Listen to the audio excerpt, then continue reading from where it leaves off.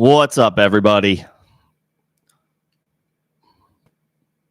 Welcome to Saturday's Week 3 Start Sit stream. We'll be taking questions in the chat, sorting out your starting lineup ahead of Week 3, figuring out who to keep in your lineup or add to your lineup and who to leave on the bench.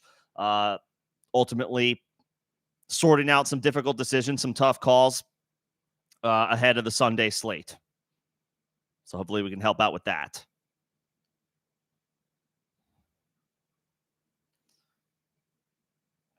We'll get through the latest injury news first because now we have, as much possible information as we could have going into the week.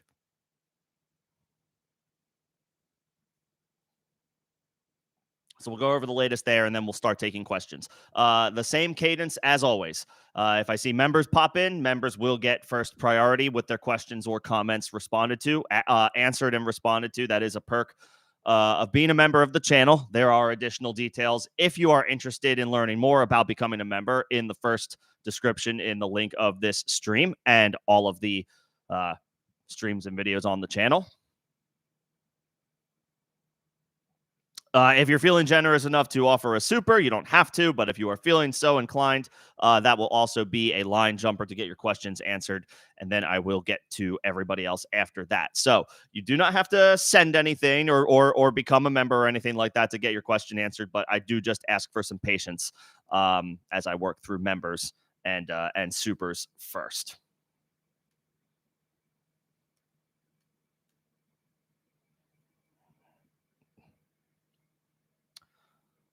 We'll start with the latest from the injury report, and then, of course, what's it called? Of course,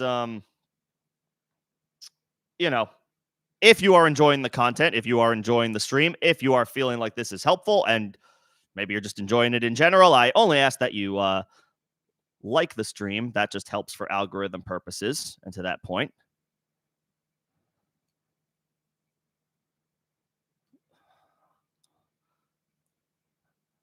The poll is live. Most up-to-date injury information that we have.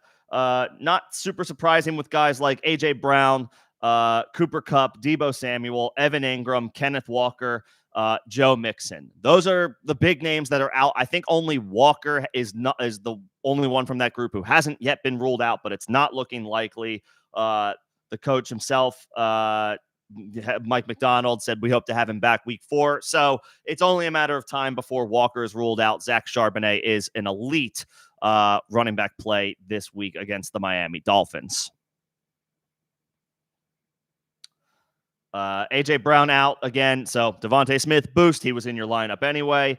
Evan Ingram, we already knew he was unlikely to go. So whatever your alternative tight end options are, the deep play I like is Zach Ertz on Monday night. It's not a great matchup, and it's limited opportunities in a run-first offense, but Washington should have to throw a little bit more on Monday night against the Bengals, who should be at full strength on offense with T. Higgins reportedly playing. That's some good news for this week. T. Higgins, who missed the first 2 weeks of the season, will be playing for the Cincinnati Bengals on Monday night against the Washington Commanders. Could be a little difficult to trust in his first game back. We might be looking at a wide receiver 3 ceiling for T. Higgins for just this week, again, as he gets his reps, his sea legs under him. But this is a get-right spot for the Bengals offense. You would think that maybe they need to throw a little bit more. So full circle, Zach Ertz, not a bad tight end play if you have somebody like Evan Ingram. DK Metcalf will play. He was listed on the injury report earlier in this week. He has been removed from it, so no concerns there. George Kittle, another one in the Rams 49ers game. There is almost all of the original offensive firepower going into this game is on the shelf. Christian McCaffrey, Deebo Samuel, George Kittle, Cooper Kupp, Puka Nacua. We're down to bare bones. It's Brandon Ayuk, Jordan Mason, Kyron Williams, and a bag of chips out there. Lots of injuries in Rams 49ers. The Chargers are in all likelihood running a run-heavy script this week with Justin Herbert nursing a high ankle sprain. I believe that's the last I saw.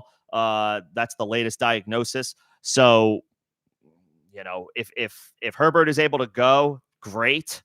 But if he, Whether he does or not, it sounds like they're going to go, it'll be a run-heavy script. So J.K. Dobbins, fire up. Gus Edwards has been a little disappointing, but he may have a little extra appeal just based on, I don't know, do they run it 35 times? Do they run it 40 times tomorrow? That's what is trending for the Los Angeles Chargers, even though there is some optimism that Justin Herbert plays.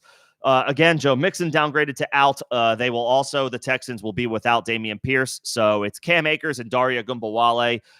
Cam Akers is on, I guess, the RB2 roadmap, but we just haven't seen all that much from Cam Akers for a little while. And while he did look good in the preseason, and I want to believe in him, I mean, he's on one of my dynasty teams, so I'm not anti-Cam Akers. I do have a little bit of concern that he's not. He has to be considered for your starting lineup at this point if you're between different options because he's a starting running back.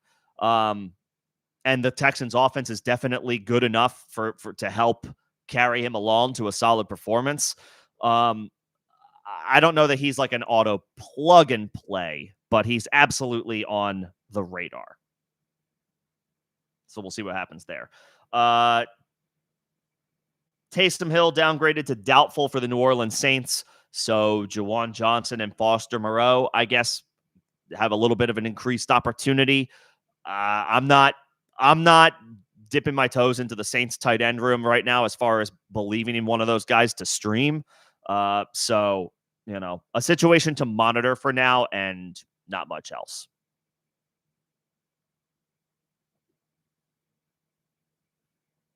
Tank Bigsby will play Monday. He's a stash and, worth monitoring. All right. I think that's everything as far as the latest injury updates. Jake Ferguson, CeeDee Lamb will both play. Josh Downs is also likely making his debut for the Colts week 3. So that's a situation to monitor. He had 700 receiving yards last year. Let's see what comes of that with Josh Downs returning. Roman Wilson will play for the Steelers, and Russell Wilson is listed questionable. Hopefully you're not having to rely on somebody like Russell Wilson in, I don't know, a deep super flex league.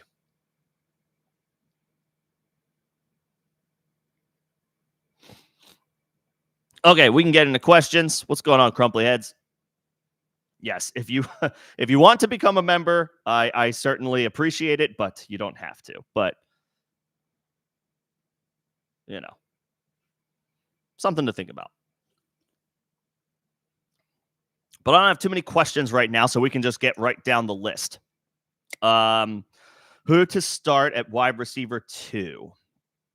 Between T. Higgins, Jaden Reed, Deontay Johnson, and Khalil Shakir.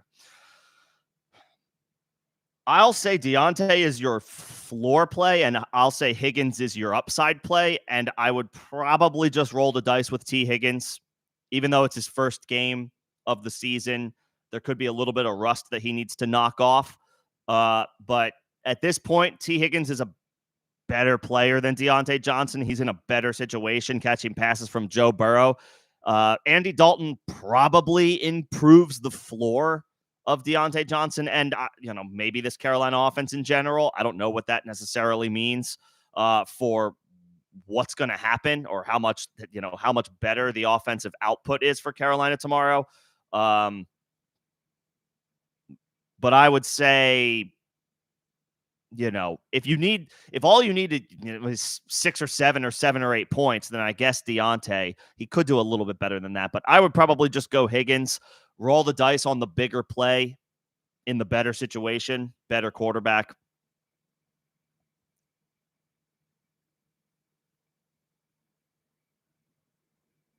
I'll say Higgins.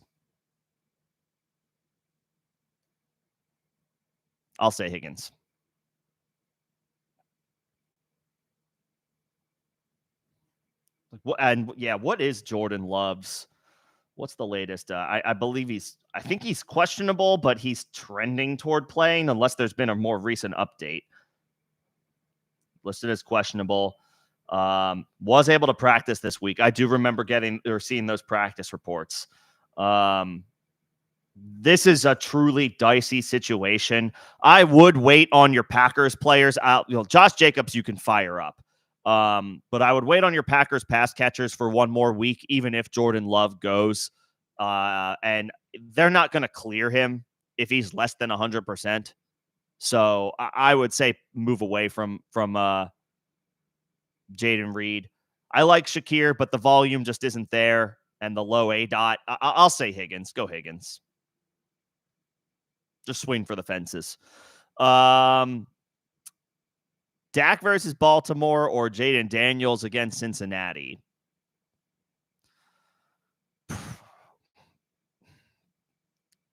It's not a bad spot for Dak, believe it or not. I mean, it's a small sample size through 2 games, but the Ravens are giving up a lot of passing yards per game. Daniels came back to earth a little bit last week after, you're not going to score 2 rushing touchdowns every week, but came back to earth a little bit, but obviously still the significantly more likely threat on the ground as a runner. I'll say Daniels. He's the better threat as a runner than Dak is, and they might need to open up the playbook a little bit, Washington, in this matchup, because the Bengals, when the Bengals are firing on all cylinders, they're a team, they're an offense that you have to keep pace with, regardless of what your offensive philosophy is. Like, yeah, Washington wants to run the ball, but in this matchup, they might not be able to do that as much as they want. Bengals are at full strength. They've gotten off to a slow start for like the 40th straight year.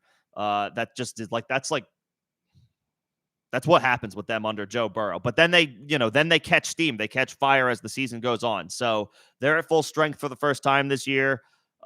They should have no problem scoring. I would think Washington needs to keep pace. So that potentially opens things up for Daniels throwing the ball more, plus having to do more as a runner.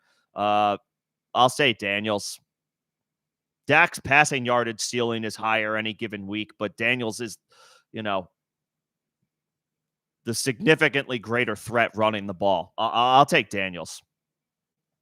I'll take Daniels in a game where they're going to need to keep pace, I would think.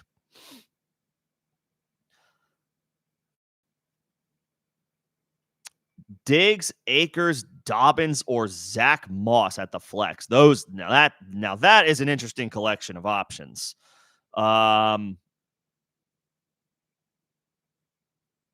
Akers obviously in a prime opportunity here. What is the scoring? Is it half PPR? Is it full PPR? Is it standard? And that's just, I'll say that goes for everybody. As much context as you can give me helps. Give me the scoring. How many receivers do you start? Do you start 2 receivers? Do you start 3 receivers? Do you have 1 flex? Do you have 2 flex? 2 running backs is pretty standard, regardless of what your league looks like, regardless of what your starting lineup looks like. But how many receivers do you start?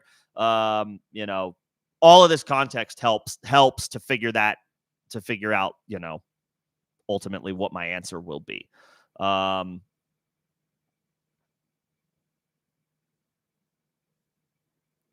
Let's see.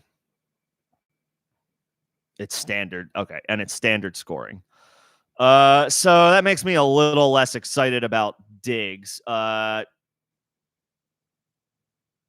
This could be a little bit more of a little more difficult of a matchup for him. Plus, Nico Collins I'm ready to Stephon Diggs has had an excellent, run, and is not by any means done. But like Nico Collins is that team's wide receiver 1. So there's a little bit more volatility with Diggs week to week now. He's still obviously a really good player, but there's way more volatility now. He might hit, he might miss. Like he's not as automatic as he was with the Buffalo Bills, which we were probably somewhat aware of. But I don't know. Nico Collins seems to have officially staked his claim. Akers, great opportunity. I just don't know, he looked good in the preseason. What's that going to look like? How does that translate against the starting defense? That is actually a pretty good unit against the run. Brian Flores' group against the run, it's pretty solid. Dobbins against Pittsburgh, the opportunity should be huge, but it's not a great matchup. And then Moss, I mean, I do like Moss's spot. And he's, as of right now, Moss is running well ahead of Chase Brown right now for the Bengals. Well ahead. Washington has given up.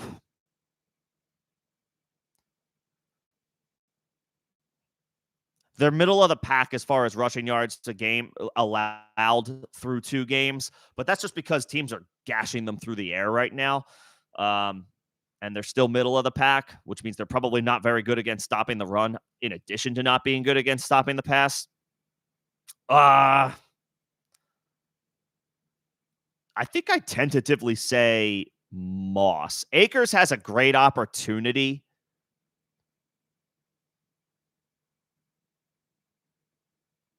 Akers has a great opportunity, and I'm happy for him for that, because he's been through a lot, but I'm not answering this question with my heart. I'm answering it with my head. And like Zach, I think Moss is where I would go here. Why don't I have Sleeper pulled up? Sleeper is great when you need to look at the player card really quickly. It just tells you, the number of snaps they played last, in addition to their numbers, their, carries and yards per carry and all that stuff. It also tells you their snap percentage. And I know I want to just look at it definitively so I have the right answer, but I know that Zach Moss is running way ahead of Chase Brown right now as far as how frequently both are on the field. Sleeper doesn't pay me to say all this nice stuff about them, but I will say I do think they are the best app to play fantasy on in the year 2024. And if your league hasn't moved over to Sleeper yet, maybe start whispering into your commissioner's ear to move to Sleeper for the 2025 season. I think it's the best app to play on. They don't even pay me to say that stuff. That's how nice I am. Zach Moss. Yeah, 80% of the snaps last week. The game script is going to be way in his favor. I'll say Moss.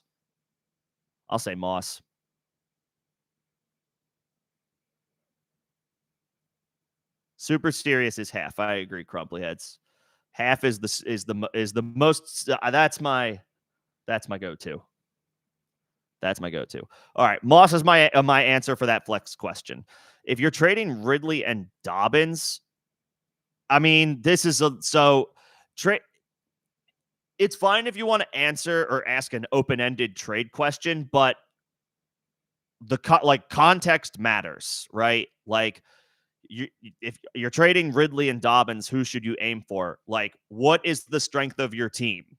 Are your running backs better than your wide receivers? Is your wide receiver crew better than your running backs? Did you lose a tight end, or is your tight end bad? Did you draft Evan Ingram or David Njoku, or did you punt at the position and you have bare bones? Like, what the question you can kind of answer this question yourself by just looking at your league mates. This goes for everybody. For anyone who's got an open-ended trade question, it's ask yourself a couple questions first. What is the strength of your team? What is the weakness of your team? And then who in your league complements your team's strengths and weaknesses? And what I mean by that is, if you are stout at running back, go find somebody in your league who is not stout at running back, who lost, maybe they lost Christian McCaffrey and they're stashing Jonathan Brooks, and they have a couple other guys that are underperforming. Go find that league mate. If your wide receivers are strong and you can see that there's a league mate that is weak at wide receiver, that's your trade target. So you have to kind of look at your league, so who should you aim for? Well, first of all, always trade from a position of strength, not a position of weakness, and then identify what could make your team better. So if you're trying to do a 2-for-1, I mean, both of these guys are they're riding the wave right now. Their stock is up. Their value is up. You should be able to get a wide receiver in the tier above Calvin Ridley right now, or a running back above the tier of J.K. Dobbins right now if you're doing a 2-for-1. So it depends on what your team needs. That's what it's all about when it comes to trades. I don't ever don't box yourself into like, I need this dude or like one of these 2 or 3 guys. Look around your league, see who complements you from a trade perspective, and go from there. You know, if you have a position of strength that is a position of weakness for somebody else, and they can help fill your position of weakness on your team, boom, you have a trade partner, and then work from there. Whoever that guy's wide receiver 1 is, it might be far-fetched, but like start there. Or a high-end wide receiver 2 or a high-end RB2.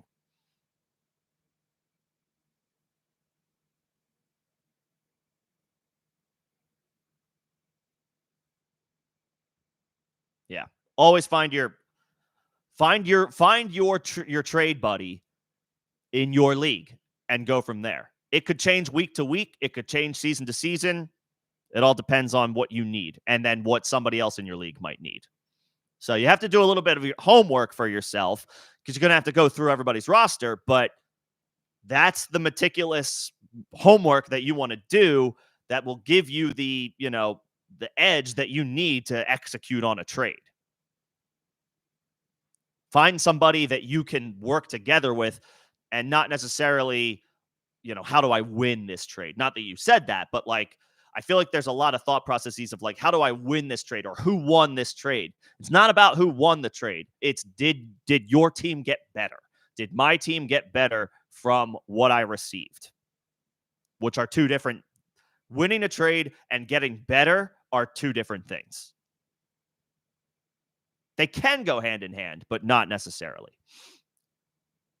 Waddle, Judy, Keon Coleman, Alec Pierce in half PPR. Is this how, I get this. Is this how far Jalen Waddle falls without Skylar Thompson or with Skylar Thompson? I guess so. I'm benching. I have Jalen Waddle in a league, and I'm benching him, so it's understandable. Judy has a good matchup. He is a regular starter for that offense, and he's off to a decent start. 3 for 25 and a score week 1. Last week, he had 5 catches for 73 yards. Like, for a guy like Jerry Jeudy, where you drafted him, or it might have been just a free agent pickup, that'll play. That'll work. Coleman, he goose-egged last week, but this is a good matchup.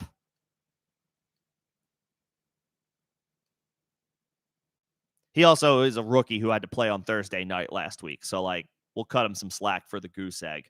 Much better spot at home against Jacksonville. Catching passes from Josh Allen. And then Alec Pierce, who is off to a great start. One of the best starts in the league, I think. He's got like 140 yards, 2 touchdowns, something like that. But Josh Downs comes back, right? Josh Downs makes his return. And this is, obviously, they're at home, the Colts are, and the Bears aren't. The Bears are a long way off from, like, staking their claim as a really good defensive unit, but I think they have a decent team, or a decent unit. And Downs comes back. So that like throws a little bit of a wrench into Alec Pierce. I think I would go Judy here. This is a good matchup at home against the Giants. They're going to be run heavy, most likely. Cleveland will be. I would think they're run heavy in this game. The Giants are for all of the turmoil that Cleveland is going through right now. The Giants are worse, and they're the road team. Cleveland's at home. They will run the ball a lot in this game, but that doesn't mean that the wide receivers can't contribute in the first half or, early in the second half. And that's assuming the game goes the way we expect it to. I'll say Judy here. It's a really good matchup, and he's off to a solid start. Waddle, that's how far Waddle has fallen for me right now. Like, the results with Skylar Thompson are not good. This is not a great matchup on the road against Seattle. Yeah, I'll eat my words if I'm wrong, but I'm moving off of Jalen Waddle this week. I'm pivoting off of Jalen Waddle in all likelihood. I got to be super desperate to play Jalen Waddle. And then at least I feel good about the fact that Waddle's a great individual talent, but this situation stinks. I think Skylar Thompson's really going to struggle tomorrow. Like, you probably have no choice and have to play Tyreek Hill, but I am, I don't even know what I'm hoping for Tyreek Hill. I guess 10 points. And it has nothing to do with them and everything to do with I just don't have a ton of confidence in Skylar Thompson. So I'll say Judy. You need a Kittle replacement. And Crumbly Heads, appreciate the kind words. Always trying to help. You need a Kittle replacement. I mean, I guess you could go Kate Otten. Is Zach Ertz out there? I assume he might not be if these are your options. Is Zach Ertz out there? I don't even know how good I feel about suggesting it, but like, did Colby Parkinson get dropped after a dud of a performance last week?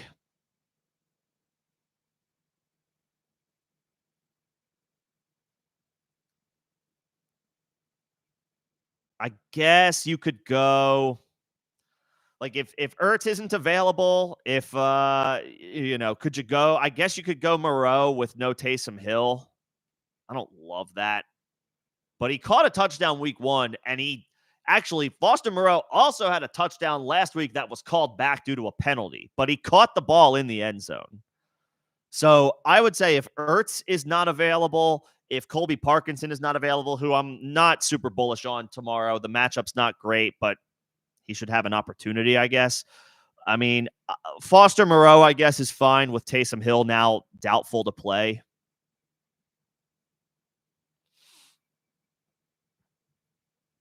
But I would say if Zach Ertz is on is on waivers, that would be my guy. That would be my guy.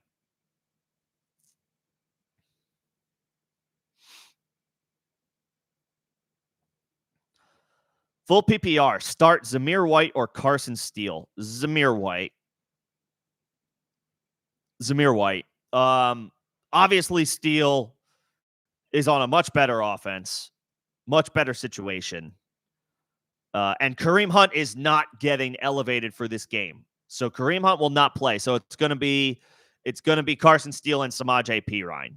They have a couple. I think they may have had like a practice squad guy that they elevated as well. I don't know if I don't even know if Keontae Ingram's going to be active for this game, but we can check Sleeper.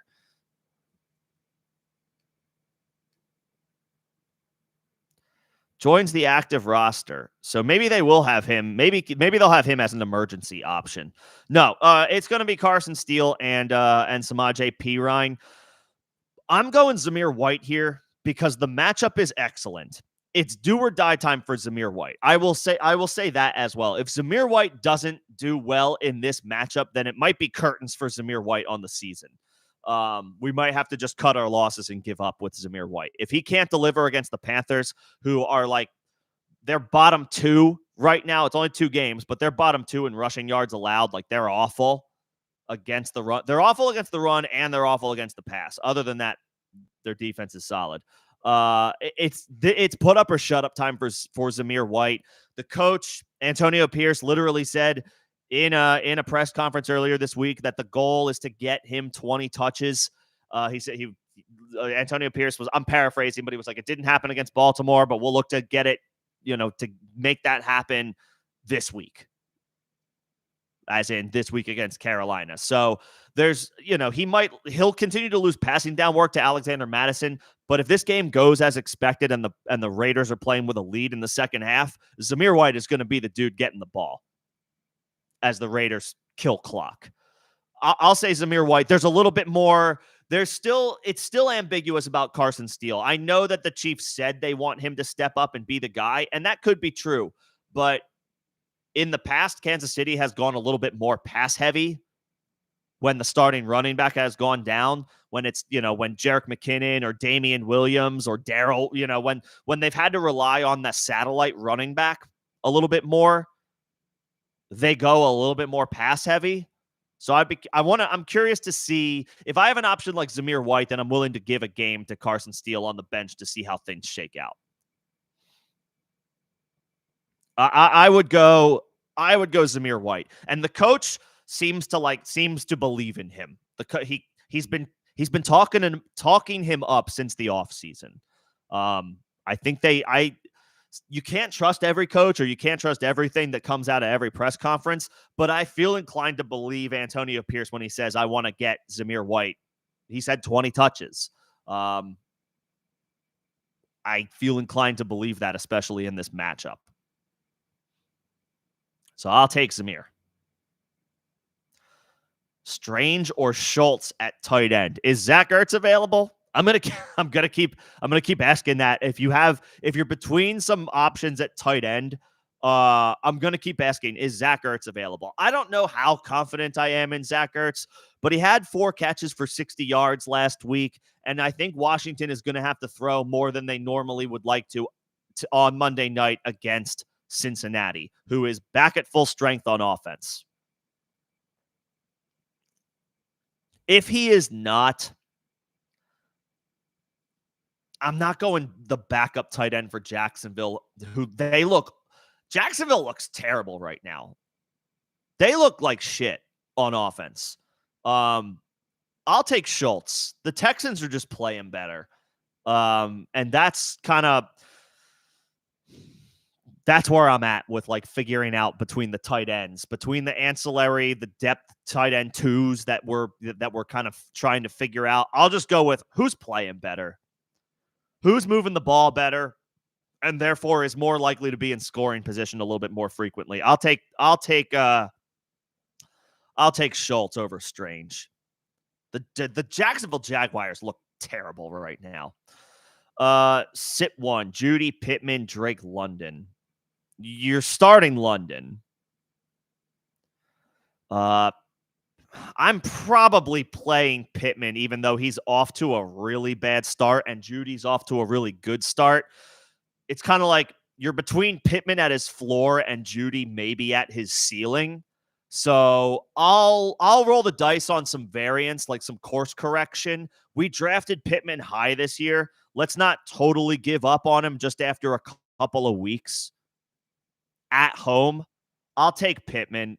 Let's ride with, if you're between Pittman and a random ancillary dude like Jerry Jeudy, who has had a good start to the season, give me Pittman. Give me the dude who we drafted him high. We have high expectations. This could be a course-correcting situation at home.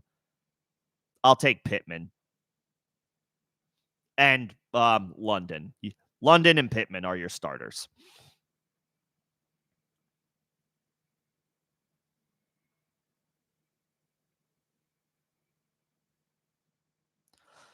Let's see. PPR flex one. Foreman, Pirine, Dowdle, Wicks. I'm inclined to say Pirine here.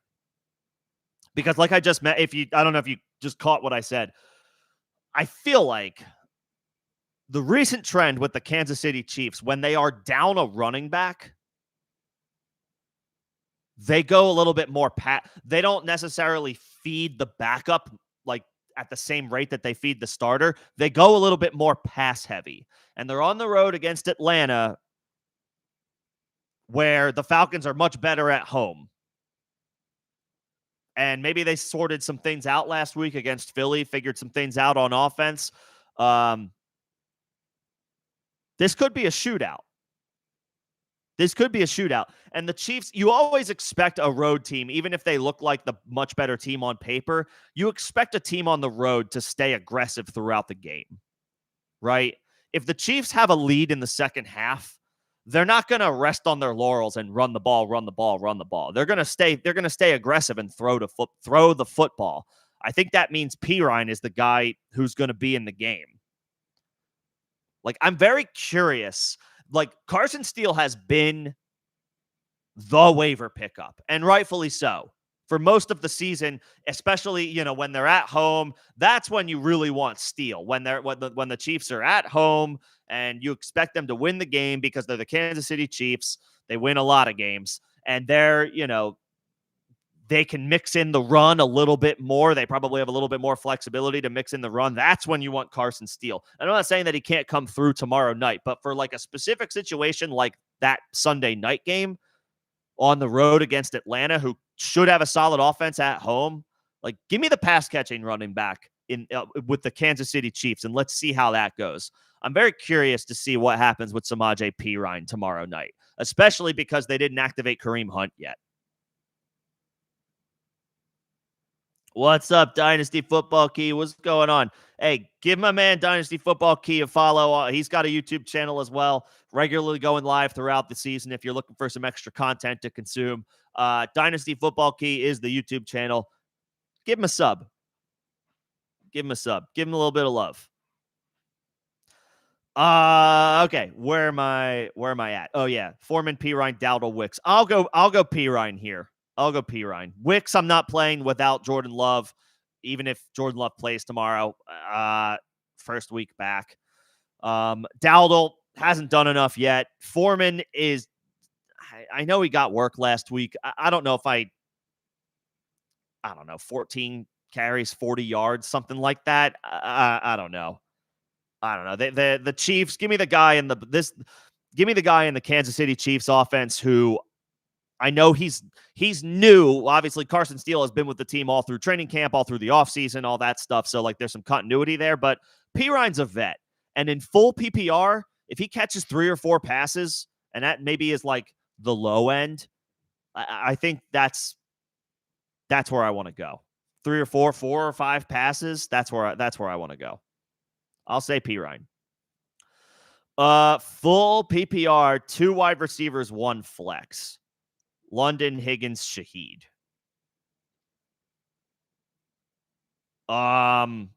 You can only start one of these guys.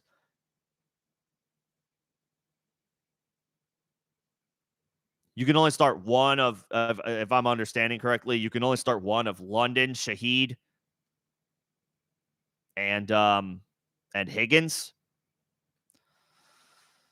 I mean, for me, it might be the ballsy play. If you can only play one of those 3 guys, the ballsy play is Shaheed.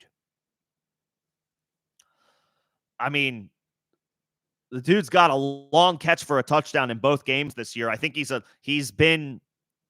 was a top 10 receiver last week, and I think he just missed the wide receiver 1 borderline week 1. I mean, Shaheed's on a tear. So are the Saints. They're giving the Eagles defense, who does not look good right now. The ballsy play is Shaheed. If you can only play one of these guys. London should be fine at home. I know that the Chiefs did well against Jamar Chase, but they're on the road. The Falcons are at home. That should help Drake London a little bit. Friendly confines, right? But the upside play, the ballsy play, is Shaheed.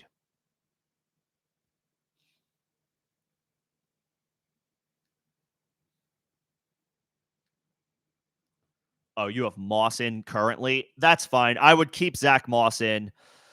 Yeah, so you can only play one of these dudes. I mean, talk to your commissioner about expanding to I will tell anybody this. I will tell anybody this over the course of the rest of the year. Talk to your commissioners at the end of the season, put a pin in it, write a note down right now, or a mental note, whatever helps you best.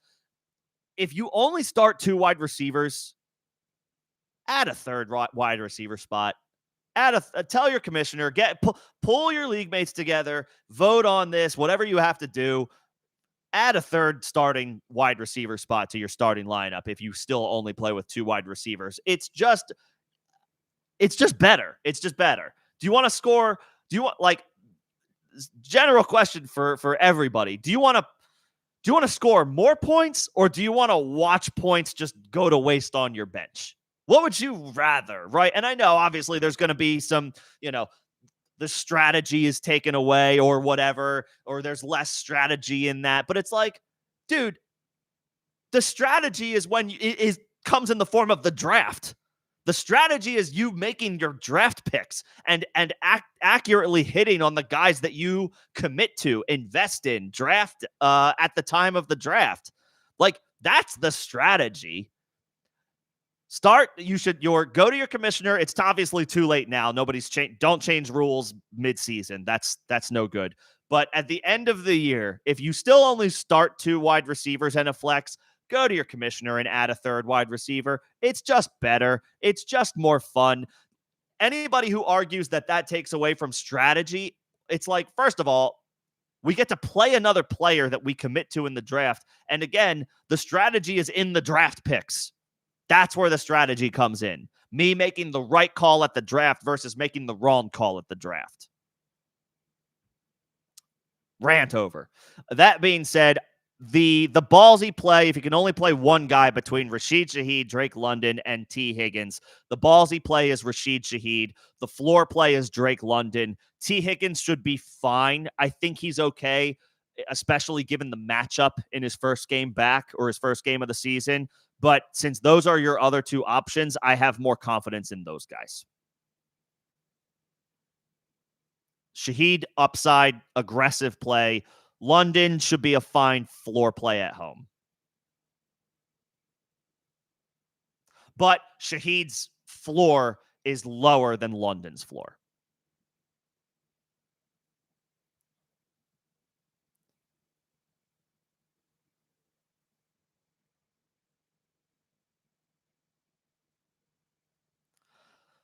Let's see. Start 1 between Deontay Johnson, Demarcus Robinson, or Jalen Waddle.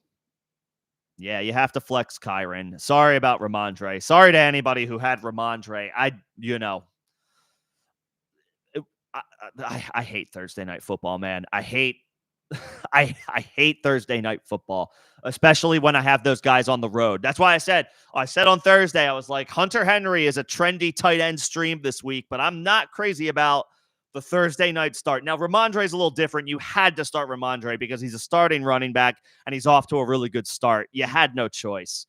But man, unless it's a slam dunk guy going into the week, and to be fair to Ramondre Stevenson, he was an obvious play. There's nobody in hindsight being like, I didn't start Ramondre. Yes, you did. You still have to. But if it's not an obvious start on a Thursday night, especially when they're playing on the road, just leave them on your bench. But that's okay. Ramondre had to be started. Between Deontay, Demarcus Robinson, and Jalen Waddle in full PPR, I think I'm going Deontay here. Demarcus Robinson is intriguing because he will be presumably the number 1 target for Matthew Stafford, but this is a patchwork Scotch tape Rams offense right now. Not only are Cooper Kupp and Puka out for this game, but so is their whole offensive line. The Rams are damn near cooked. And the 49ers, yes, they're having issues on offense with their injuries as well, but their defense is still intact, and it's still good for the most part. I'll take Deontay. His floor should be higher with Andy Dalton in the game. Nothing super scary about the matchup. Obviously, Max Crosby is a nightmare for the Raiders' defensive line, but Deontay should be able to put up a decent PPR floor game with Dalton in the mid, and they should have to throw. We're expecting the Raiders to be playing with a lead. I'll say Deontay, and I'm not considered. That's how far I'm down on Waddle this week. I am pretty much out on Jalen Waddle. If you pretty much all you need is if you're Jalen Waddle or a live body, that's where we're at. And it has nothing to do with Waddle. It has everything to do with the fact that I just don't have any confidence in Skylar Thompson on the road in this spot. I am not feeling Jalen Waddle. Tyreek, you have to start Tyreek. You have no choice. Grin and bear it. You have to start Tyreek Hill. Jalen Waddle, you can take out of your lineup. And I hate to say it, but I'm at the point. I have him in a league where he would otherwise be a slam dunk start every single week. But I have him on my bench this week. I'm not playing him. It's a bad spot on the road, and I don't trust Skylar Thompson.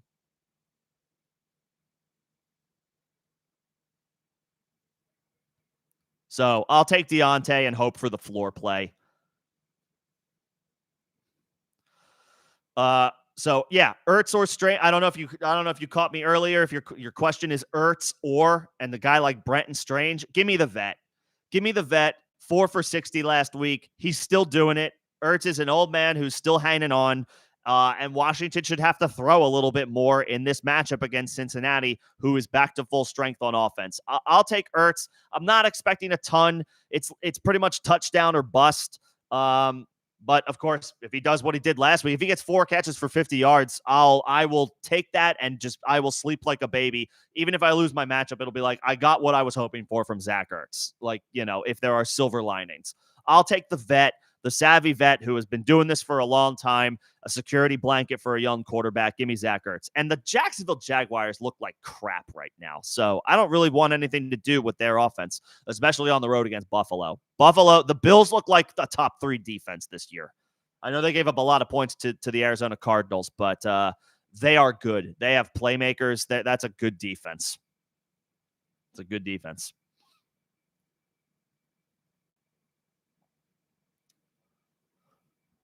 Let's see. New to the channel. Well, welcome. Appreciate everybody coming in, hanging out.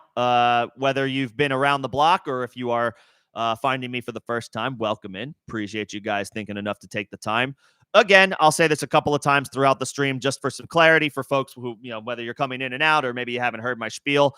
If you are a member of the channel, you will get your question or comment answered in priority order. That is a perk of being a member of the channel. You just have to be a member at the lowest level membership to get your username shouted out, and your questions will jump the line. There are details in the first link in the description of this stream and all of the videos and streams on this channel if you're so interested. You can also send a super if you're feeling so inclined. You don't have to, but that will also be a line jumper to get your question priority answered. If not, I will go down the list in the order that I see the questions. So I just ask for some patience as I work through this. And I just ask, if anything else, if you are enjoying the stream, to just like it, to click that like button. That helps for algorithm purposes. Appreciate it. Full PPR, choose 2. Waddle, Higgins, Brian Thomas Jr., Jerome Ford. So again, I'm out on Jalen Waddle. This is how far, you have live bodies, and that's the measuring stick right now. It has nothing to do with Jalen Waddle. Jalen Waddle's awesome. Jalen Waddle's an excellent football player, but in the 3 or 4 games that Skylar Thompson has played, and I know that not every game can be treated like the most recent or whatever.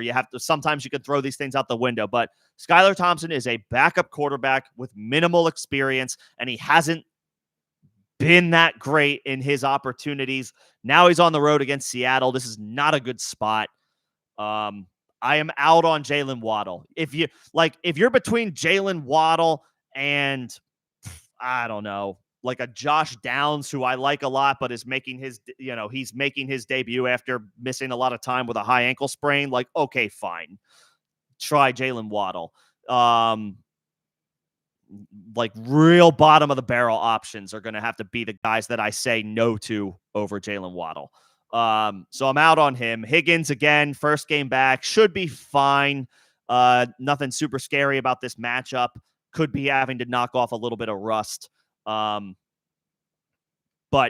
we know what we know what we've come to expect from T. Higgins. He's a really good football player, motivated for a long-term contract this year.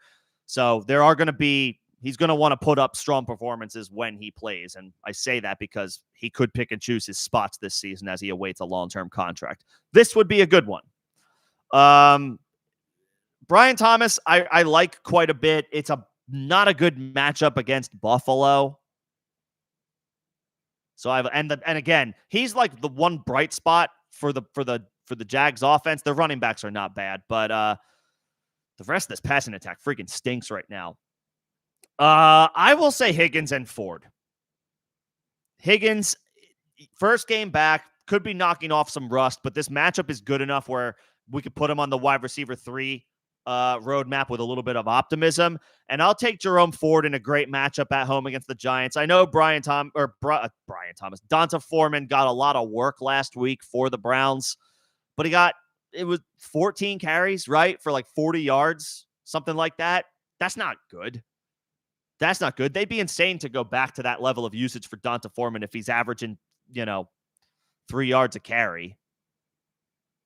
Ford at home in a good matchup against the Giants, and I will take the roll of the dice on T. Higgins.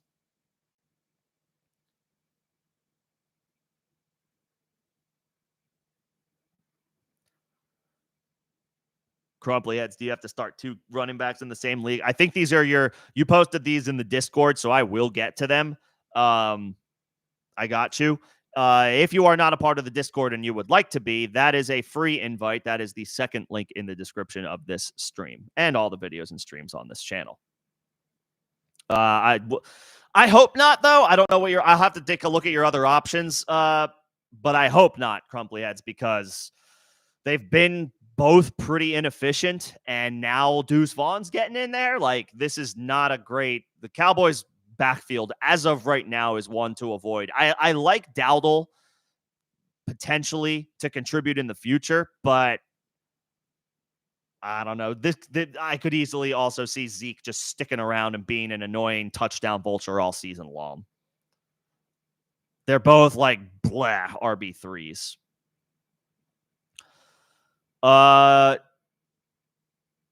Is this a trade question? Is DK Metcalf and Jonathan Taylor for Achane better than Rice and Connor for Achane?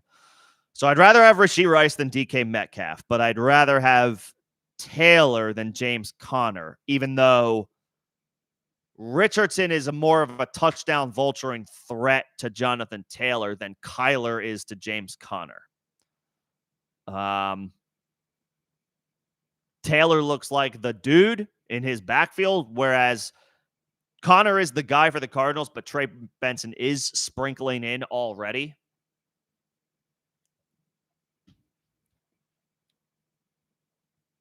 If you're trying to get Achane, though, I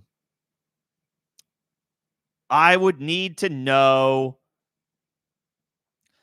If you're trying to get Achane, I guess I would need to know the rest of your wide receivers, because I don't really want to trade Rice. Like, I don't want to trade Taylor, or I want to trade Rice, but I guess Rice and Connor would be slightly better. If you've got other good wide receivers, I would prefer to have Taylor and Achane than Connor and Achane. Just go like super stout at running back. I'm not super bullish about trading Rashee Rice, so I would just want to know who your other receivers are before I say pull the trigger on either one of those.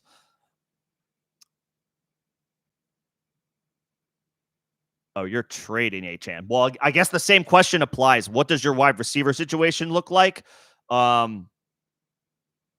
Because if it's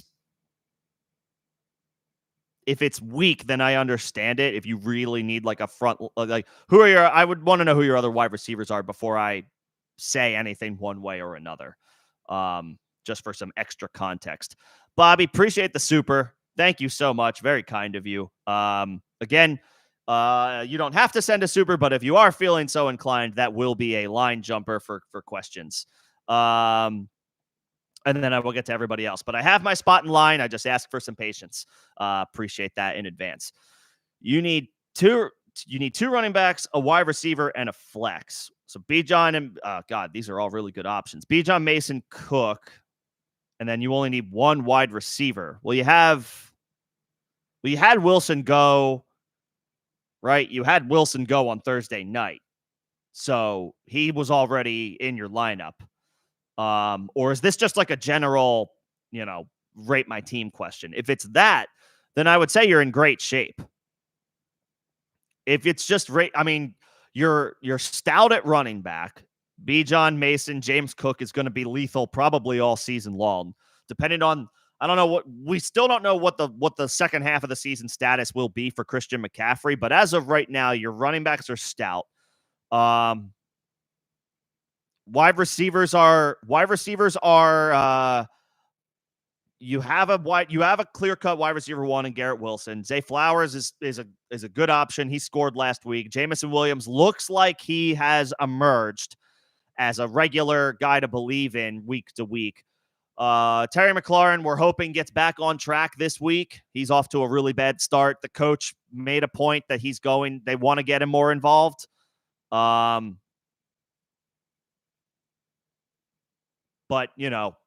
that's a very much wait and see situation.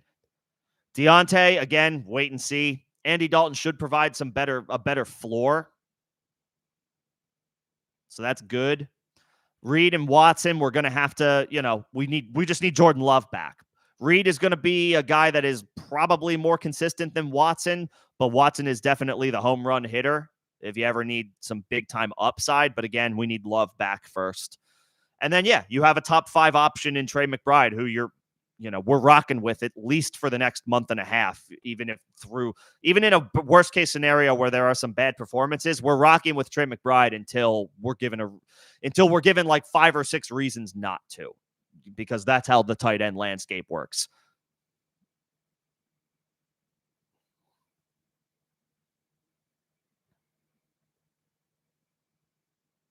But really strong team. If if you need 2 between all of these options, Bijan is a no-brainer. James Cook might be ahead of Mason for this week.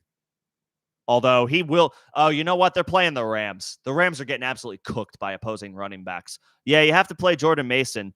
But you could flex James Cook. So you're playing all 3 of those running backs. And then if you only need 1 wide receiver, I would say, oh man, it's between Flowers and Jameson Williams. I guess I would say Flowers is your floor play and Jamo would be your aggressive boom bust play, depending on what you need.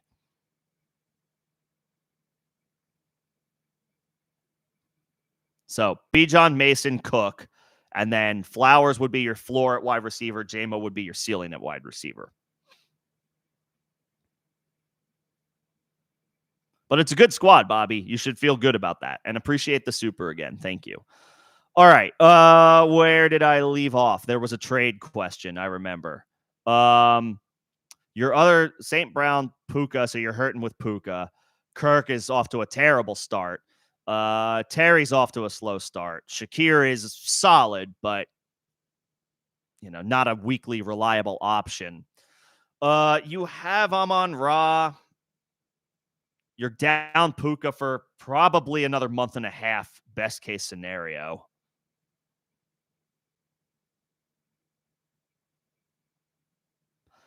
I don't want to do the Rice for Connor. Excuse me. I don't want to do DK and JT. I would entertain Rice and Connor. That being said, I mean, Raheem Mostert is out again. I get the 2-for-1. You're getting a lot of value, and Rice would really give you a nice boost to your wide receivers. Achane is such a stud, though.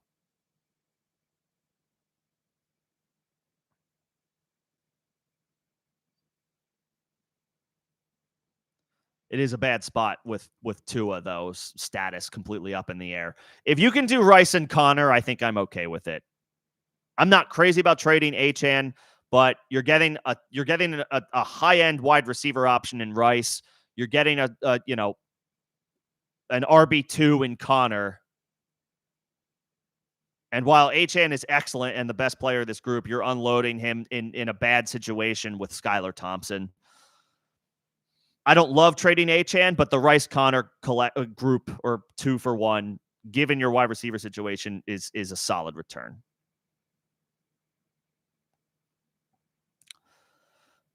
Pick one for the flex: Dobbins, Jackson Smith and Jigba, or Bowers. Who's your starting tight end? Dobbins, Jackson Smith and Jigba, Brock Bowers. Who are you starting at tight end if Bowers is in play at your flex? That's who I would want to know.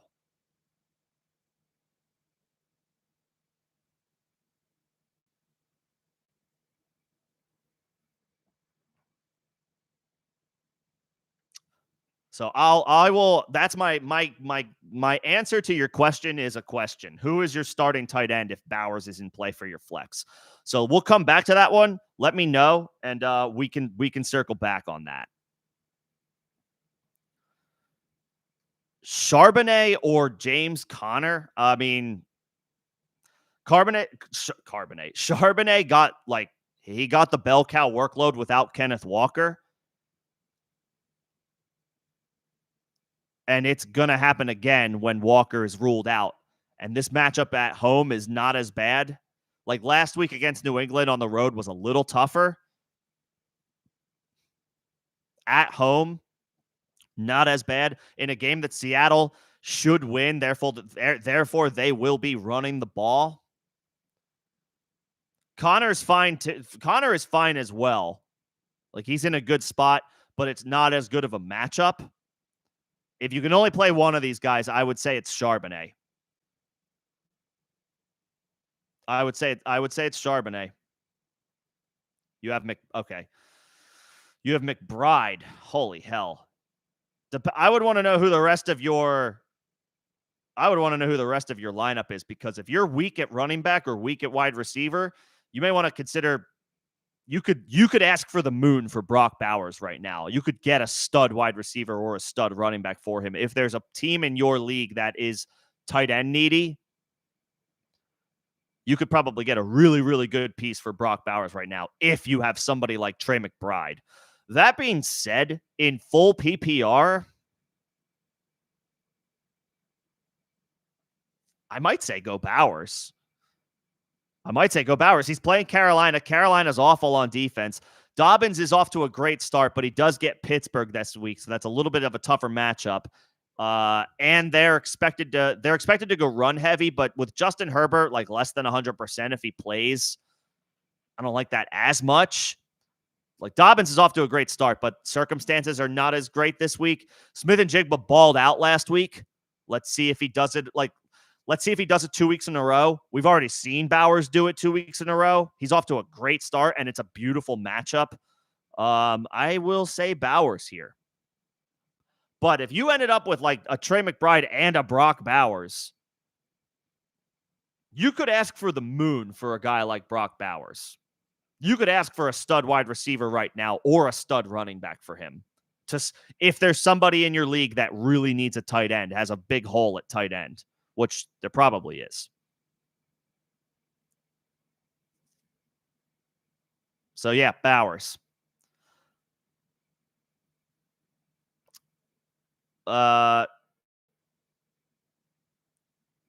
Okay, this is a whole lineup question. You're starting Dak over Goff. You're starting Dak at home over Goff on the road. Goff is just not as strong on the road. You're starting, Brian Robinson's off to a great start. You're starting Jonathan Taylor because you have to, and I guess you're starting Kyren Williams as well because he's the only one that's left in that offense, so he should get at least a ton of work. It's not a good matchup, but he'll get a lot of work.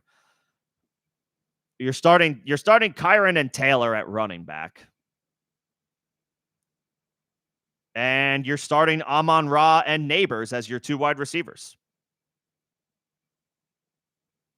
You have to go back to you have a potential stack with Goff to Amon-Ra. I don't love Goff as much on the road, even though the matchup isn't bad, but I'll take Dak at home. The Ravens are giving up a lot of passing yards right now. So between Dak and Goff, I'll go Dak.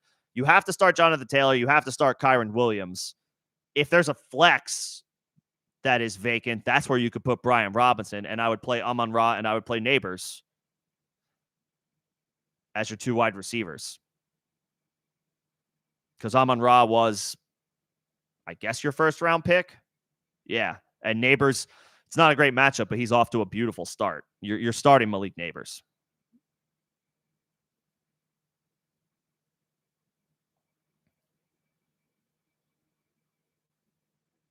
Yep. And I got to the question about Zach. Zach Moss at the flex. So I would play Shaheed. I remember that one. This is a trade question. What's up, Theo? Taylor, Connor, Charbonnet, Oh, no, that's not. I saw the or and I thought maybe trade. It's not. It's a start sit question. Taylor, Connor, Charbonnet, or Ford at running back. Lamb, Collins, DJ Moore, Ridley, Cooper, Metcalf at wide receiver. 2 running backs, 2 receivers, 2 flex. You're playing Taylor. I'll say you're playing Taylor and you're playing Charbonnet at your 2 running back spots. You're playing Lamb and you're playing Nico Collins at your 2 wide receiver spots. I would say Connor is one of your flexes. Who's Tennessee have this week? I should know this. The Packers. I wasn't crazy about Ridley last week going up against Sauce Gardner, and he promptly had a great game. Now he's at home against Jair Alexander, another tough matchup, but he just beat a tough matchup. I like Ford. I like Ford against the Giants. I think that's a good spot. Metcalf against Miami should be fine. Taylor, Charbonnet, Lamb, Nico. And then your 2 flexes are Connor and Ridley. I'll go.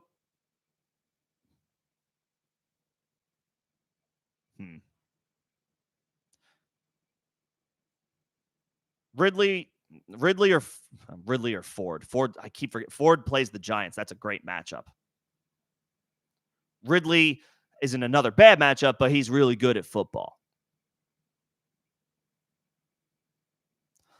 I will say, I don't want to completely discount Metcalf. He went nuts last week in a bad matchup.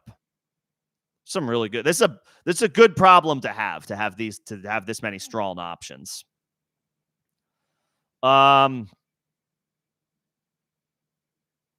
Metcalf against Miami. They may not have to throw as much going up against Skylar Thompson. I'll say Ford is your floor play and Ridley is your ceiling play as your second flex. Ford is your safe floor play. Ridley is boom bust. He could have a great game where he has, 4 catches for 75 yards and a touchdown like he did last week. He could have a lower floor than a starting running back, though. What's up, Jake? What's going on? Good to see you. Waddle or Brian Thomas? Yeah, this is where we're at. I don't like Brian Thomas's matchup, but I hate Jalen Waddle's situation even more. Thomas, I hate it. Thomas doesn't have a great matchup against the Bills, but Waddle, I might get burned for this, but I'm so far out on Jalen Waddle this week. Not because of Jalen Waddle, but because of Skylar Thompson. I don't think he's very good. I think he's going to struggle in this matchup against Seattle on the road. Seahawks have a pretty good defense so far. I'll take Brian Thomas. And then between Waddle, Quentin Johnston, or Demarcus Robinson, again, I am not feeling strongly about Jalen Waddle. I'm going to really need Skylar Thompson to show me something to have any type of confidence in Waddle. And until then, I do not. Quentin Johnston, strong game last game, but Justin Herbert is coming into this game less than 100% if he plays. I'll say Demarcus Robinson, which I don't have a ton of confidence in, but Stafford is at least healthy. And he's healthier than Justin Herbert, and he's better than Skylar Thompson. And that's what it comes down to for me, Jake, for that second question. Matthew Stafford is healthier than Justin Herbert and better than Skylar Thompson by a lot, obviously. Even though his situation is garbage, the offensive line is banged up in addition to all their injuries at wide receiver. We're hoping Demarcus Robinson can get 5 or 6 catches here. I'll say Demarcus Robinson. I'm not crazy about it, but I just don't trust Waddle, or I don't trust Skylar Thompson, and the proof is in the pudding with recent games that Skylar Thompson has played. Jalen Waddle has not put up big numbers in those games. I need to wait on Jalen Waddle before I fire him back up in these circumstances. What's up? He hate me. Good to see you, sir. Let's see. What do we got? Deshaun Watson, Akers. Oh, this is a super flex. Watson, Akers, Minshew, Brian Robinson, Carson Steele, or Rachaad White.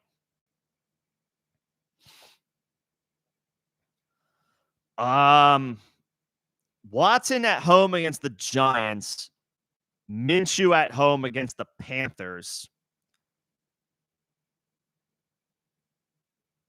Minshew's probably playing better right now than Deshaun Watson. Both are in situations where they could be running the ball in the second half. They're at home against inferior opponents. The Browns are better than the Giants. The Raiders are better than the Panthers. So game script would dictate that those two guys are handing the ball off in the second half if things go the way that we expect them to, which in the NFL is obviously a dicey game, but that's what we're basing that, that's our starting point, right? Our starting point is always going to be like, well, how do we think the game is expected to go? I think because it's super flexed, I think you have to pick a quarterback here. I mean, Brian Robinson is off to a great start, and I would be a fine floor play. But I'm always going to be inclined to start a quarterback in super flex spots if I have the option to.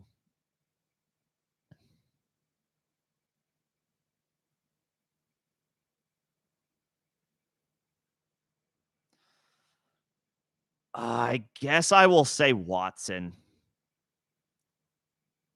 I'll be honest, he hate me. I don't have like I'm not pounding the table for Deshaun Watson. Like, there's still a lot that he needs to show. Plus, who the hell knows what's going on? Like, the report earlier was just dropped that the NFL could pursue another suspension for Deshaun Watson. So is there anything going on off the field? This is clearly speculation, and I'm not, there's no basis to anything right now, but like, is there anything? Could this be a distraction for Deshaun Watson? Could this affect his play? We don't know. Maybe it's not. Maybe he blocks it out. I don't know how his head operates. Not sure I want to go that way or go down that path, but he's probably the guy that would that'll give you the floor. And I'm always more inclined to go quarterback in superflex leagues when I can. I don't have a ton of confidence in Deshaun Watson, but he's at home in a good matchup, a get-right spot, a get-right matchup against the Giants. And he has been running the ball a little bit. That's another element here. Watson's been running the ball a little bit, so that's pretty good. That'll help, right? Week 1, he had 39 rushing yards. Last week, he had 20 rushing yards and a touchdown. So you're obviously you can't ever, hope or bank on the touchdown. But if he's running the ball 5 or 6 times and picking up 35, 40 rushing yards, that's huge. That's huge. Now you only need 200 yards. We're talking about the lowest of the low floor plays, but a touchdown and 200 yards passing to give you that low end 14-point performance that you're hoping for, which is oftentimes a great game for a running back. Therefore, it's harder to hit. I think I would go Watson. He hate me. I don't have a ton of confidence, admittedly, but he's running. If the past 2 games are any indication, he is picking up yards on the ground. So there's that extra little wrinkle that is in Deshaun Watson's favor. Plus, I just think it's a get-right spot. I think Amari Cooper is in a decent spot tomorrow.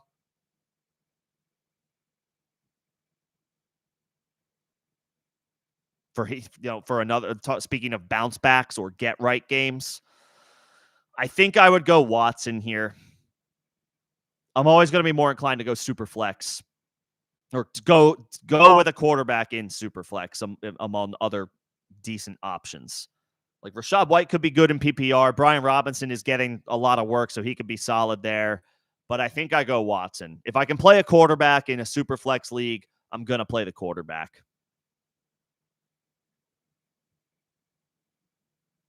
The vibes aren't great with Deshaun Watson at the moment, but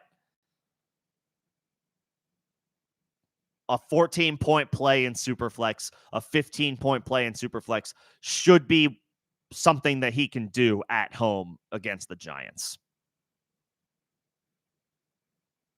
But best of luck. Hopefully that helps. Minshew would probably be second here for me by default, even though he may not have to do a ton against the Panthers. Bobby, thank you for the second super. Very kind of you. Really appreciate that. So I will get to that. I have my spot in line. Sit tight. I appreciate everybody's patience. I will get to everybody's questions. I got to get to my members first, the ones who help keep the lights on. And then, of course, anybody who is offering supers, I have to get to those as well. But I will get to everybody's question. This is a rest of season rank. I mean, Flowers is probably one here, catching passes from Lamar Jackson. And then J-Mo is second. You might, I would, the only difference I would put here as far as how you already have it ranked is I might put Deontay Johnson last because he's probably in the worst situation of all of these guys. I would go Flowers, J-Mo, Jaden Reed when Jordan Love is back and 100%. When he's healthy, I'll say Jaden Reed is third. I'll say Terry is fourth. He could move up to third if Washington starts getting him going. But as of right now, all we have to work on is what we've seen. And what we've seen from Terry is like 40 receiving yards through 2 weeks, which is obviously not going to get it done. Circumstances, he could turn around, but we got to see it first before we rank him any higher. Flowers, J-Mo, Jaden Reed when Jordan Love is healthy. I will say Terry is fourth. And while I think Deontay's floor is a little bit better with Andy Dalton in there, he's still fifth. It's not a good situation overall. The Panthers are very not good.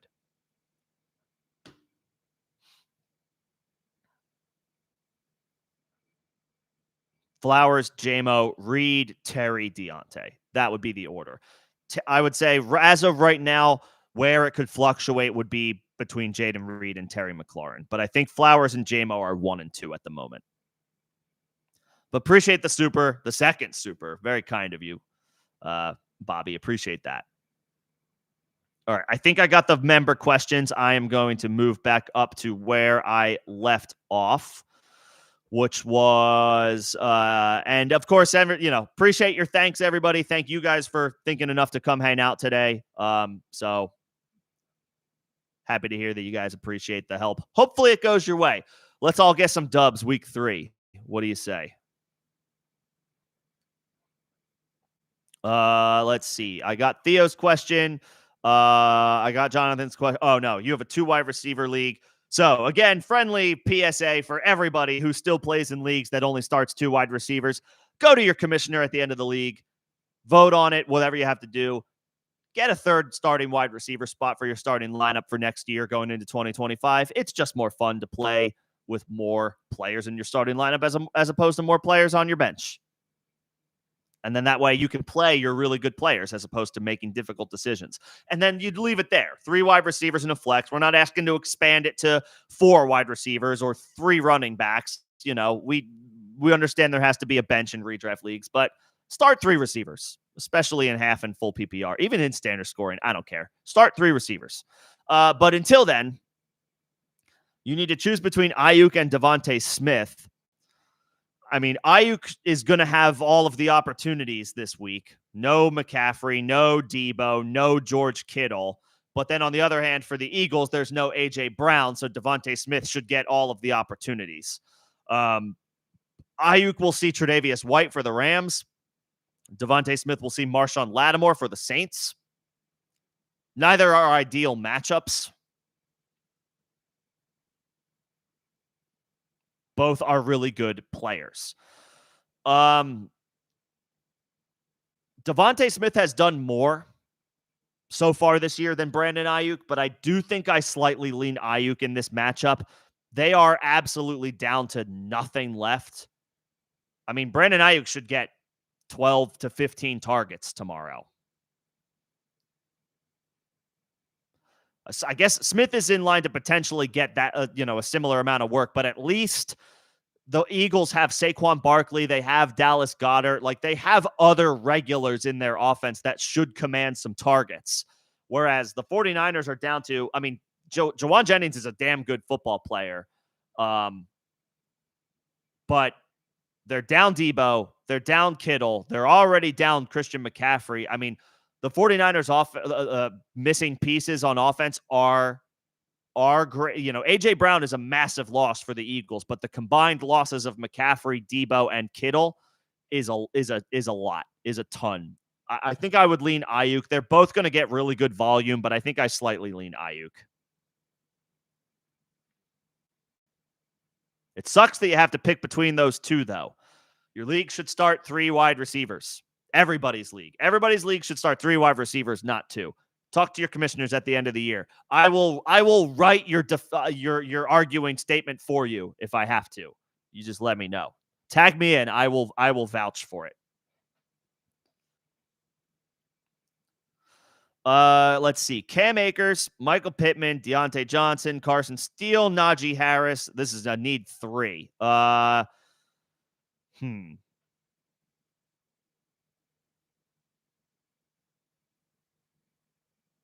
would go back to the well with Pittman at home. I know he's off to a really bad start, but I would go back to the well for one more week with Michael Pittman. We drafted him high. This can be the week that we pull the plug if he struggles again. At home against the Bears, Pittman should get right in this game. He should. If he doesn't, then we can put him on the bench starting in week 4. But I think we go back to the well with Pittman for one more week. I'll take Deontay Johnson here since it's full PPR. He gets a slight boost with Andy Dalton in there instead of Bryce Young. And then it's between, I think, Cam Akers and Najee Harris. Akers has a great opportunity ahead of him, but he's not the regular starter, whereas Najee is. They get the Chargers on the road. Akers gets the Vikings on the road. Akers is on the road against the Vikings. Najee is on the road against the Chargers.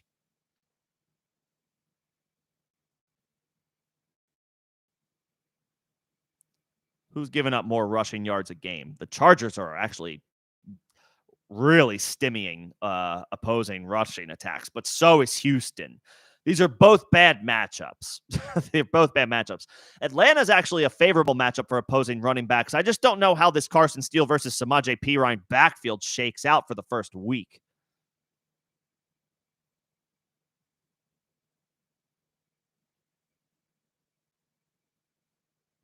Well, I have a lot of questions to get to. I promise I will get to everybody. Appreciate y'all's patience. I will say Pittman, Deontay. They're really bad matchups for the Texans and the Steelers both. I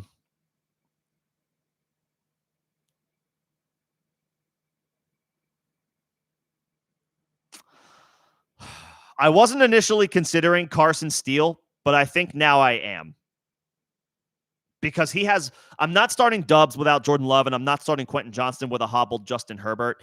So it's between the running backs for me because I'm starting Pittman and I'm starting Deontay in full PPR. I think I actually will say Carson Steele here. I like Najee as the regular starter, but it's a brutal matchup against the Chargers. Their run defense is actually really good so far. And Akers, prime opportunity ahead of him, but he's the backup. He's the backup in a bad matchup. Steele is the backup in a great matchup by the early numbers. I think I will actually say Steele here. Pittman, Deontay, Steele. That's where I would go.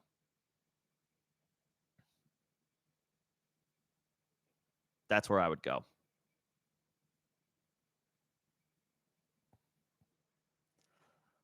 Metro, Dylan, Evan, I see your questions. Everybody sit tight. Appreciate y'all's patience. I just got another super. Don Mac, thank you so much. Super kind of you. Very, very, very much appreciative of that. Thank you so much. Very kind of you. Again, supers will be line jumpers if you are feeling so inclined. You have Amon-Ra, you have Waddle, you have Neighbors, you've hit, man, this was looking like a great group going into the season, wasn't it? And it could still shake out that way. The Waddle losing Tua hurts. Amon-Ra, Waddle, Neighbors, Higgins, Brian Thomas Jr., nice. Kyron Cook, Ford, and P. Ryan at running back. Also solid. Also solid. Do you trade Waddle for Dell? I would. I would. And I say this as somebody who has Jalen Waddle in a league. I haven't even really kicked the tires because I don't have faith that I can get. This is actually, honestly, this is a little inspiring for me. This feels like a good target to acquire for Jalen Waddle. Yes, it's good news. We can be a little bit more optimistic because Tua has come out and said he doesn't have plans to retire, even though everybody immediately after that game was suggesting they thought that Tua, should seriously consider hanging it up. Like, don't turn your, I don't want to get too in the weeds here, but basically, don't turn your brain to mush after all these concussions that he has suffered. Tua has said he doesn't have plans to retire. The Dolphins put him on injured reserve to give him time to rest, recover, and have time to speak with neurologists and doctors about a potential course of action of returning to the football field, right?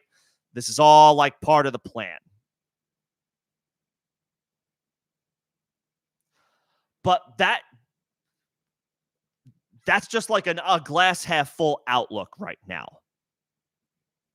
We do not know. We still definitively do not know what is going to happen with Tua Tagovailoa. He says he wants to keep playing. I'm not going to tell a person what to do with their life one way or another. So you're not going to hear me get up on a soapbox and tell them that's, my opinion in that perspective doesn't matter. Doesn't matter. Yeah. But if he does choose to play and is able to return, you can argue whether that is the right decision or right call or not.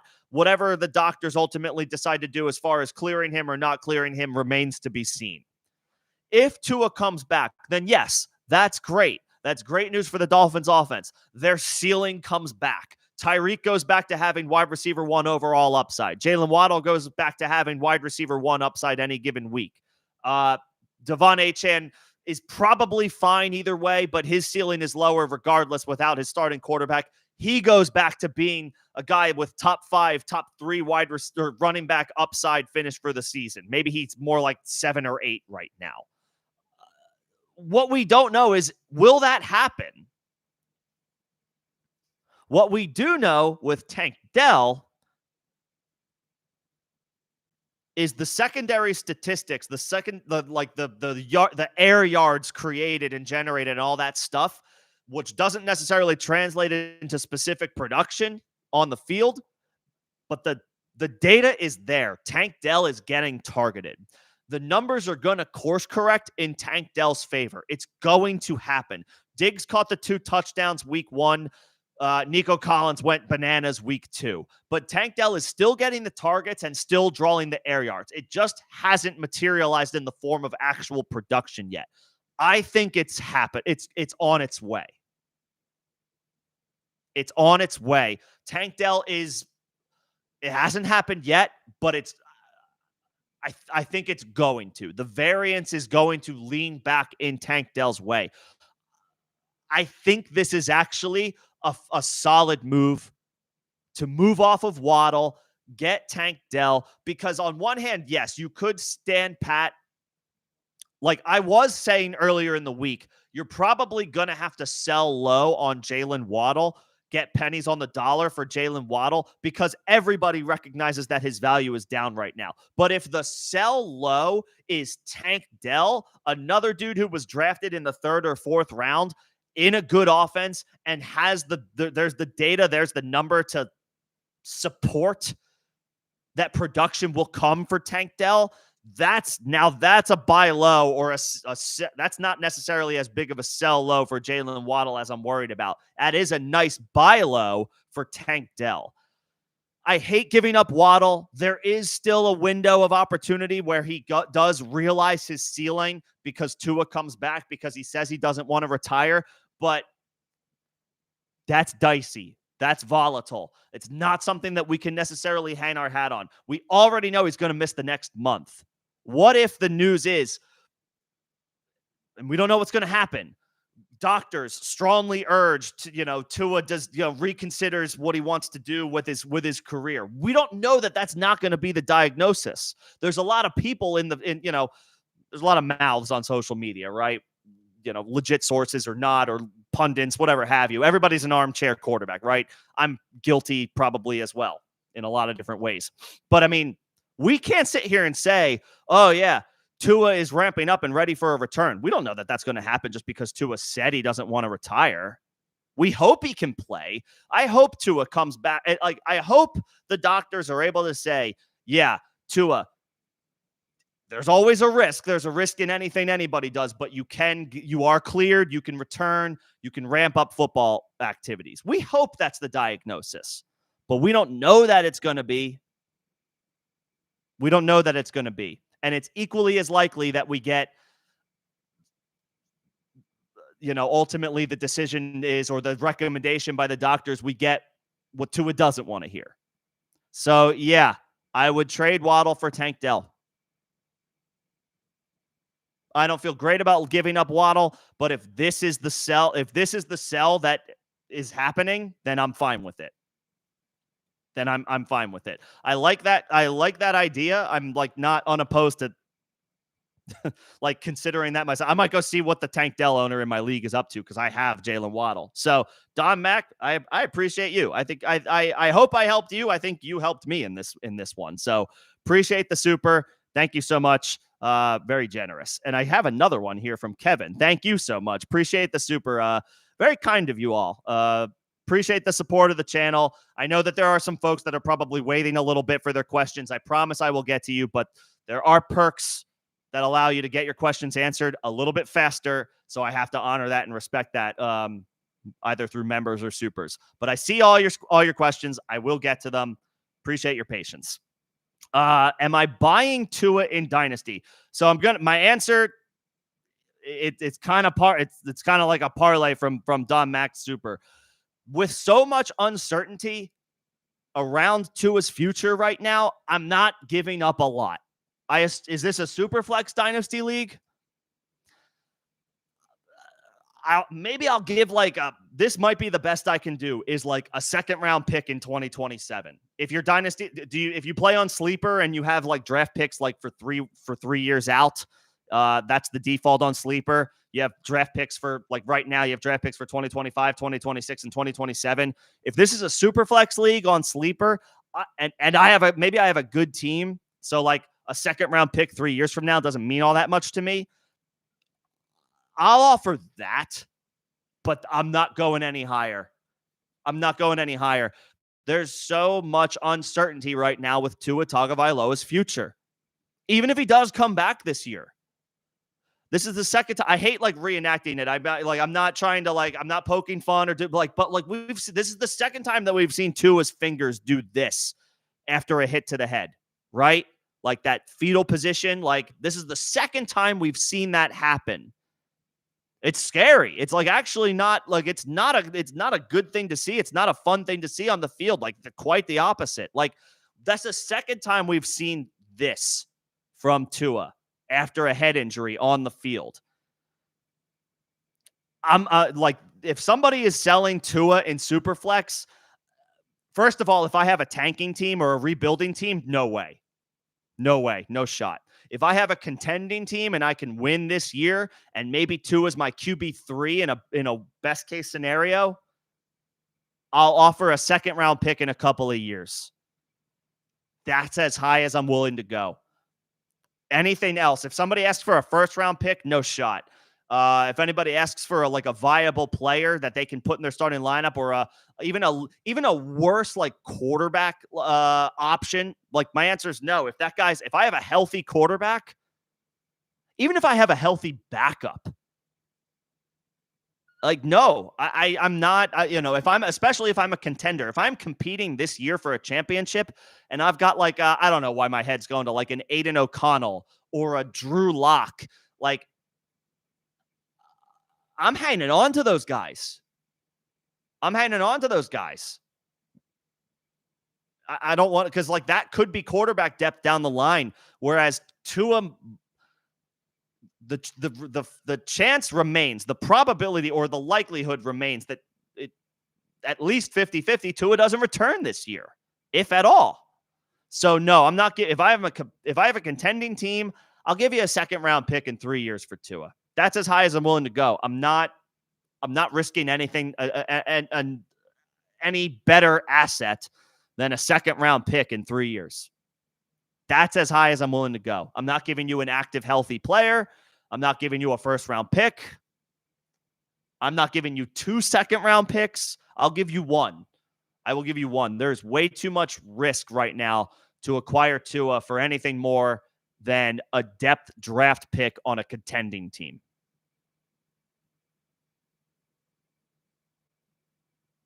That's as high as I'm willing to go. So hopefully that helps. If you were thinking of anything more specific, if you have more specifics about a potential acquisition, you can let me know. But appreciate it again, Kevin. Thank you for the super. Very kind of you. Quite a few supers today. Very kind of you all. Thank you so much. Let me get back to my spot in line. I promise I have it. I know where I'm at. Okay, I think I'm at Metro's question. Wilson already played, Garrett Wilson, and Kupp is out. You have McLaurin, McConkey, Smith-Njigba, and Wandale. Which 2 do you start? Man. I'm not starting McConkey with Justin Herbert dealing with a high ankle sprain, even though he might play. The vibes are not, they're okay. They're not great. It sounds like the Chargers might go run heavy this game. I don't want to play Ladd. Wandale is interesting, but it's a bad matchup. Like, he's getting the work, he's getting the targets. But it's a bad matchup on the road against Cleveland. I feel like Daniel Jones is in for a rough outing tomorrow. I will say McLaurin. It's put up or shut up time for McLaurin. Like, we gotta get on track, man. We gotta get on track. I'll say McLaurin, and I'll say Smith-Njigba. He's at home. Geno's playing well. 16 targets last week. Let's ride that wave. Bench McConkey, bench Wandale. I would play McLaurin and Smith-Njigba. That's where I'm going.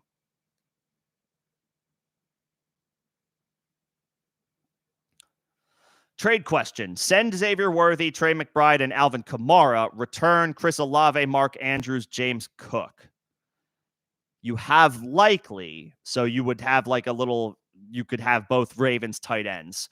You would be downgrading from Andrews. You would be downgrading from McBride to Andrews. And right now, you would be downgrading from Kamara to James Cook. Both are off to a great start, but Kamara's off to a better start. How sustainable is it? That's a good question, or that is a question that's fair to ask. The Saints are on a tear right now. I don't know that I want to give up Kamara. McBride is a downgrade from Andrews. Olave is a solid upgrade from Xavier Worthy. I will say that.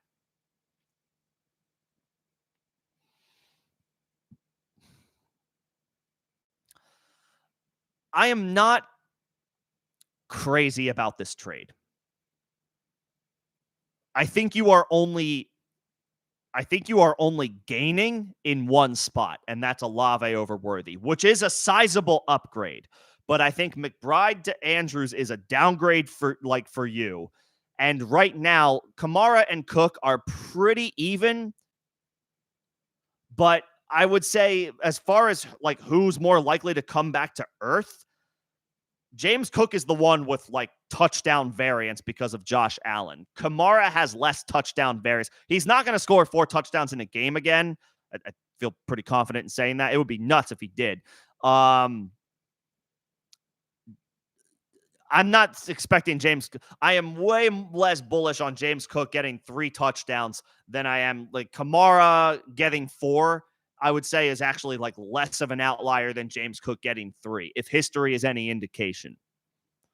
So, yes, I like the Olave to Worthy upgrade, but I think the McBride to Andrews downgrade I would rather have McBride, and then if Andrews goes down, now you have McBride and likely. I say no. It's not bad. It's not bad, but I say no. I say no.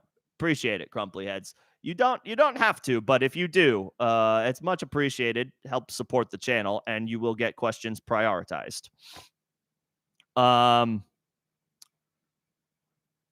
so I think I say no ultimately on that trade. Jalen Naylor or Jordan Whittington. Oi, this is we're at the we're scraping the bottom a little bit, but that's okay. Deep leagues are, deep leagues happen, and there's a shitload of injuries, so it's totally it's not unexpected. Without Jordan Addison, the Vikings are without Jordan Addison. The Rams are without everybody. Opposing passing yards a game.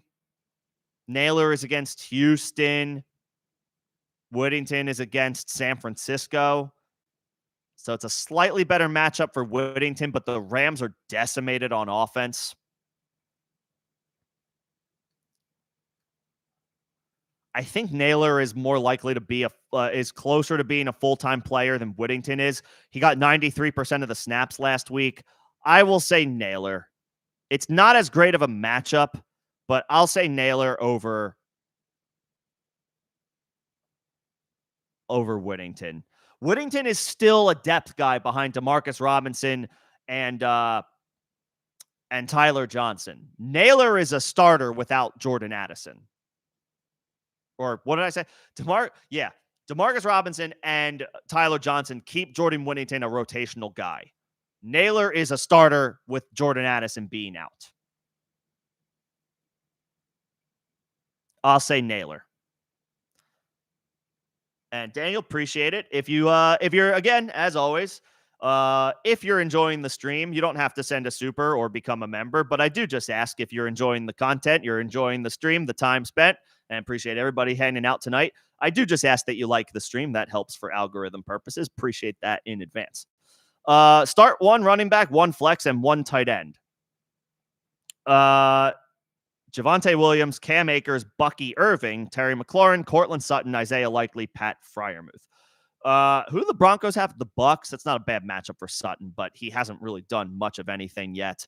I think you have to start Terry as your wide receiver. We'll go back to the well for one more week, although I understand it feels like pulling teeth with Terry McLaurin. I think you go back to the well with him for one more week. Washington's going to have to throw against Cincinnati.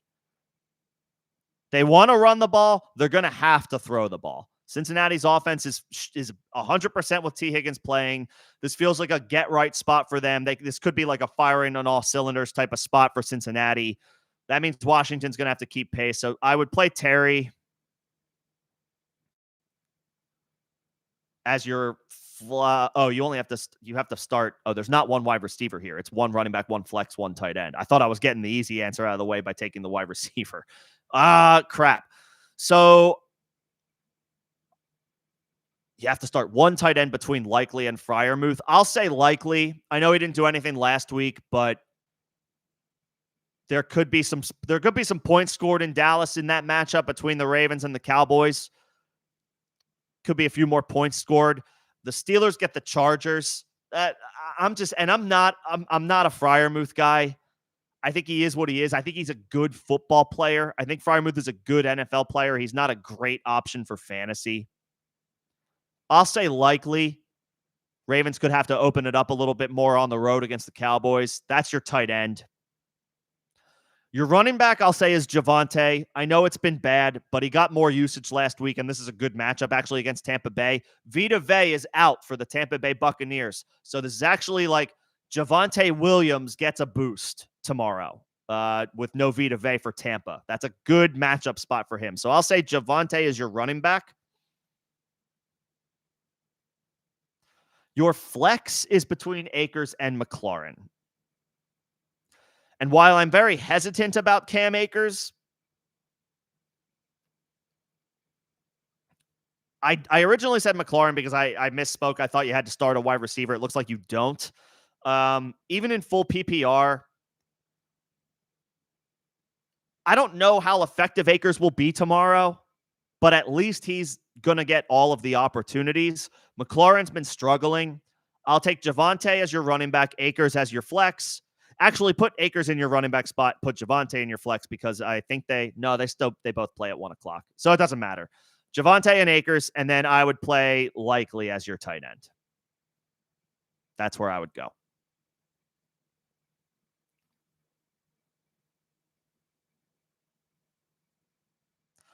And then Dobbins or Aaron Jones this week. Neither are in great spots. I think Aaron Jones is. I thought I saw he had an injury designation. No, it looks like he's okay. I'll go Aaron Jones. It's a really bad spot. It's not a great spot against Houston, but he is at home. 60 scrimmage yards last week, including 5 catches. Not great, but the usage is still there and no injury designation. I'll say Aaron Jones. Dobbins is off to a spectacular start. He is. I think he's at home as well, but it's... Oh, no, he's on the road. Sorry. Dobbins is on the road against Pittsburgh, and Justin Herbert is less than 100%. I'll take Aaron Jones at home. Jones over Dobbins.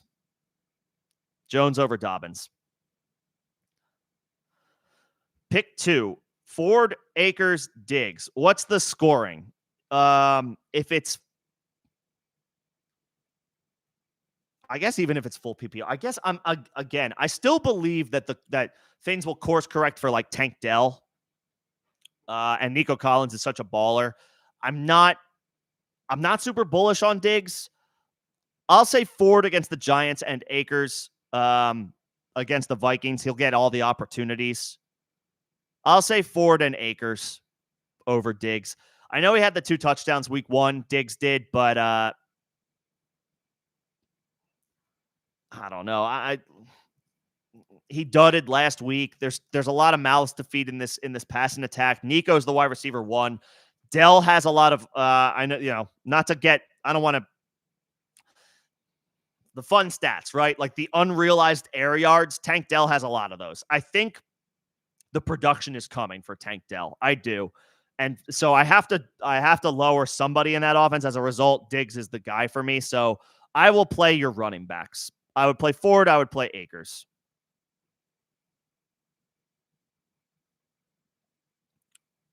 And Daniel, I got your question. I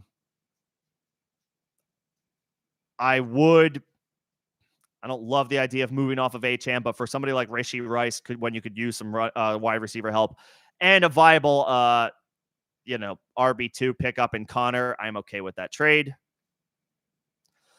Jamar Chase or Devontae Smith. We have to start Chase. I mean, again, it sucks that you can't play both of them, but you have to play Jamar Chase. This is a get-right spot, a great matchup against Washington. Chase was your wide receiver 1. Was your first overall pick, is what I meant to say. We have to play Jamar Chase. You have to. This is a get-right spot for him.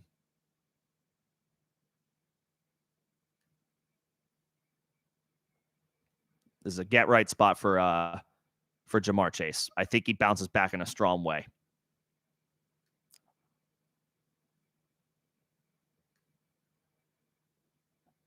Let's see. Yeah, Chase over Smith.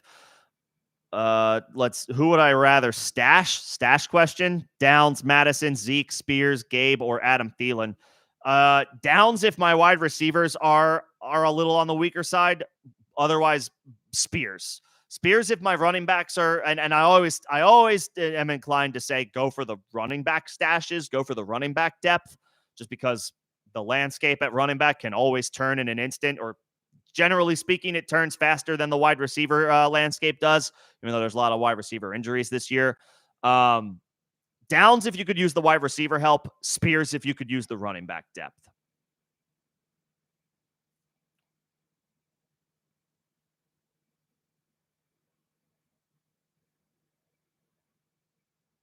So it depends on what you could better afford to have as a stash. Do you need wide receiver help? Then Downs. Could you use running back depth? Which we could all use running back depth, but could you use running back depth a lot more than you could use wide receiver depth? Than Tajay Spears. I'm not willing to give up on Tajay Spears yet. I know that Tony Pollard has been the dude, but I'm not willing to give up on Spears yet. It's too early. Would I trade Devontae Smith and Ramondre for Olave, Smith and Jigba, and J.K. Dobbins? You're getting all three of those guys for Devontae Smith and Ramondre. Devontae's off to a really good start, and now with A.J. Brown, dealing with a hamstring injury, who knows how long that lingers. Ramondre is coming off a horrendous performance on Thursday night, but I still believe in him for the rest of the season. Olave is, we have on par or higher expectations for Devontae Smith, or than Devontae Smith, at least going into the season. If we knew how long A.J. Brown was going to be out, we know it's going to be a couple of weeks. If it's going to be longer than that, then Devontae Smith is on par or even above Chris Olave. However, coming into the season, Olave had higher expectations just based on where he was being drafted. Smith and Jigba, strong depth, especially after last week. Is he emerging as a top 2 receiver for the Seattle Seahawks? Has he usurped Tyler Lockett, who is still great, or is still very good, still very reliable? But is Smith and Jigba's ascent on the way? And then, you're getting Dobbins as well, who is off to a ridiculously strong start.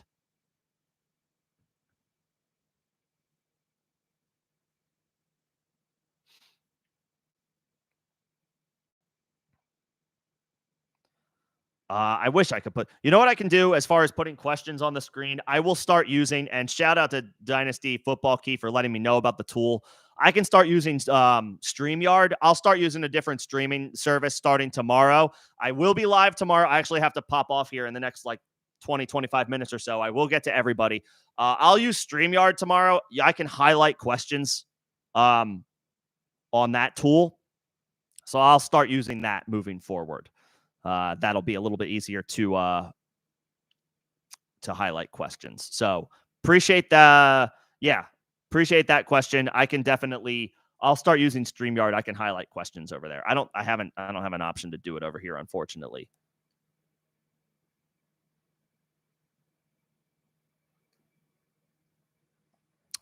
Devontae and Ramondre for Olave, Smith and Jigba, and Dobbins. If you are strong at running back, do you have one of the top running back options? Do you have do you have Bijan? Do you have Brees? Do you have Taylor? Do you have Gibbs? Saquon? Kyron? Do you have any one of those guys? In addition to, you would be getting Dobbins in the deal and, whatever else you may have. What does if your running back depth is solid, because Ramondre, I think Ramondre is still is still a better option than Dobbins, but Olave and Jackson Smith and Jigba is a great return if you're just taking the positions for Devontae Smith. If you're good at running back, if you've got other really good rock solid options to pivot to at running back, I would say that trade is worth it.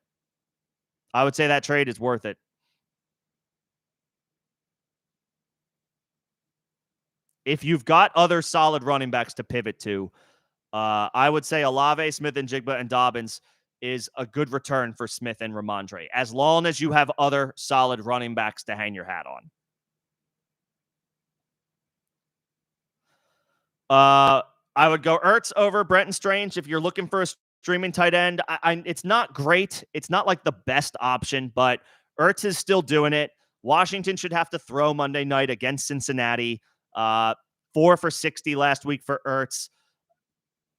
It's the Bengals haven't given up a ton of opportunities yet to opposing tight ends, but they played the Patriots week 1. Hunter Henry didn't do much of anything, and they played the Chiefs week 2. Travis Kelce is just not off to a hot start right now, so there could be some volatility in those numbers. And of course, with any tight end stream, you're always just hoping for a touchdown. I think Washington's going to have to throw a decent amount Monday night against Cincinnati. So I say Ertz. I would say Ertz as your tight end stream. If you don't have an obvious option at tight end, I would play Ertz. over Strange, over Colby Parkinson, over whatever the Bengals, whoever the Bengals starting tight ends are. I would play Ertz over, Fryermuth, Dalton Schultz. I would play Ertz over all of those guys.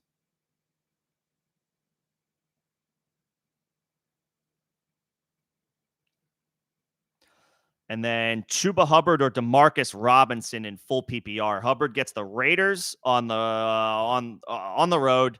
Robinson is at home against the 49ers. Not a great matchup, not a great situation. I do think Andy Dalton does raise the floor of this Panthers offense a little bit. And Hubbard got 14 opportunities last week. 15 opportunities. He had 5 targets. He caught 4 of them. Only 12 yards, but 4 catches is 4 catches. Robinson will operate as the Rams wide receiver 1 in a crappy situation. I will say Hubbard. It's close, but I'll say Hubbard. I just think he'll get more opportunities. The Rams offense is in shambles right now. I really don't want to play anybody on the LA Rams other than Kyren Williams because you have to. But I don't really want to start these wide receivers or Colby Parkinson. It's such a bad situation right now. The whole Cup's out, Puka's out, the whole offensive line is out except for maybe one guy. I'm avoiding the Rams against the 49ers. I'll play Chuba. Henry, Connor, Charbonnet, we're picking 2. Henry's on the road against the Cowboys. Charbonnet is at home in a great spot, I think, against Miami. And Connor is in a fine spot at home against Detroit. Detroit does not give up a lot of rushing yards per game, but Arizona is at home and playing well. So I think that's kind of neutralized a little bit. Same with Miami, but they just might be put in some bad spots tomorrow because if Skylar Thompson struggles, which I think he will. And Dallas is actually the team giving up the most yards on the ground of these 3 defenses for these 3 running backs.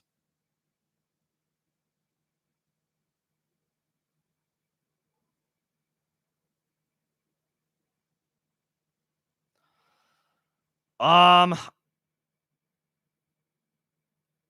don't want to sit Derrick Henry, but this would be a game where you could potentially see Justice Hill working in a little bit more, assuming the Cowboys score their points at home and the Ravens have to, if there's a lot of offense.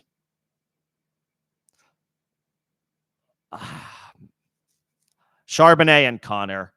Obviously, Henry and Connor are your normal starters, but Charbonnet is going to get bell cow work in what I think is a very advantageous spot against the Skylar Thompson-led Miami offense. I feel like I wouldn't be surprised if Seattle creates a short field or 2 for the Seahawks offense tomorrow. I don't want to sit Derrick Henry, but in full PPR, when you have I think Charbonnet is in a smash spot tomorrow with bell cow usage. And I think Connor in a bad matchup will also get bell cow usage. Also, the Cardinals offense is playing very well right now.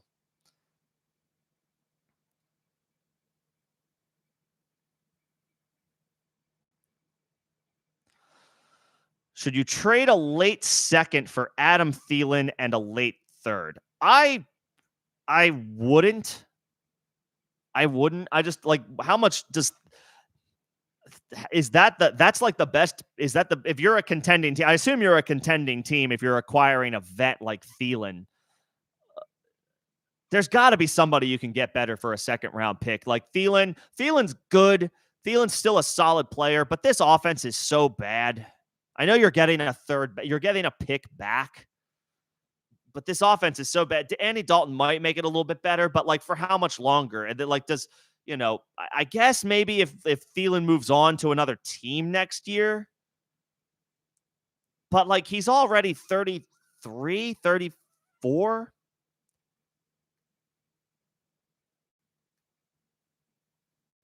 He's 34.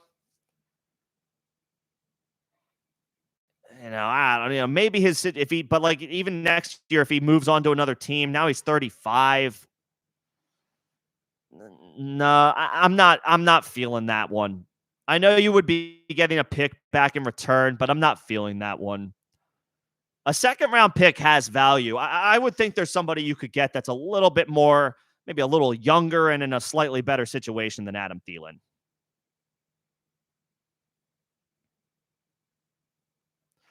Full PPR, Zamir White or Drake London. This is a theoretically a smash spot for Zamir White, but Drake London is in full PPR. His team's wide receiver one at home. I know the Chiefs did well against Jamar Chase last week, but this is a home game for the Falcons. They're riding some momentum after beating the Eagles on Monday night. I would play London. I would play London in full PPR. It's a good spot for Zamir White, but I would play London. Play the dude that you drafted in either the second or the third round. Who he didn't give you any reason to. He bounced back last week. He bounced back. It was not like his caught the touchdown at the end. What were his final numbers? 6 for 54 and a touchdown. Like, much better than week one. I'm playing London in full PPR over Zamir White. Full PPR, Dak or Carr. So Carr is like the stream of the week at quarterback. Does that mean he's ahead of Dak Prescott? I'm not sure that I'm ready to go there. I'll take Dak.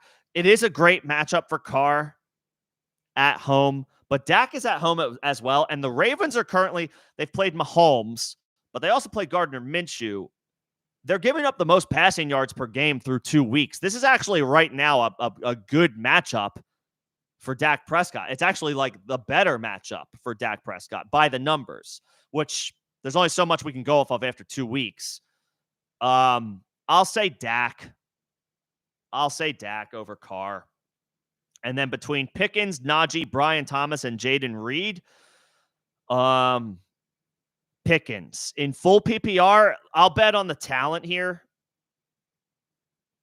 I'll bet on the talent. Pickens had a touchdown called back on a penalty, a long catch over Patrick Surtain called back on a long penalty. Like, the numbers, like, Pickens made the plays last week, but they were called back due to penalties that were out of his control. He made a great catch. It wasn't like the penalty was what allowed Pickens to make the play. Pickens had a long catch where Surtain was draped all over him, and Pickens made the catch. And he had a touchdown called back as well. I'll bet on the talent. Give me Pickens over Najee. Brutal matchup. Brian Thomas, not a good matchup. Jaden Reed, probably still without Jordan Love for one more week. And even if he is, it's his first week back from dealing with that injury. I'll say Pickens. I will say Dak, and I will say Pickens.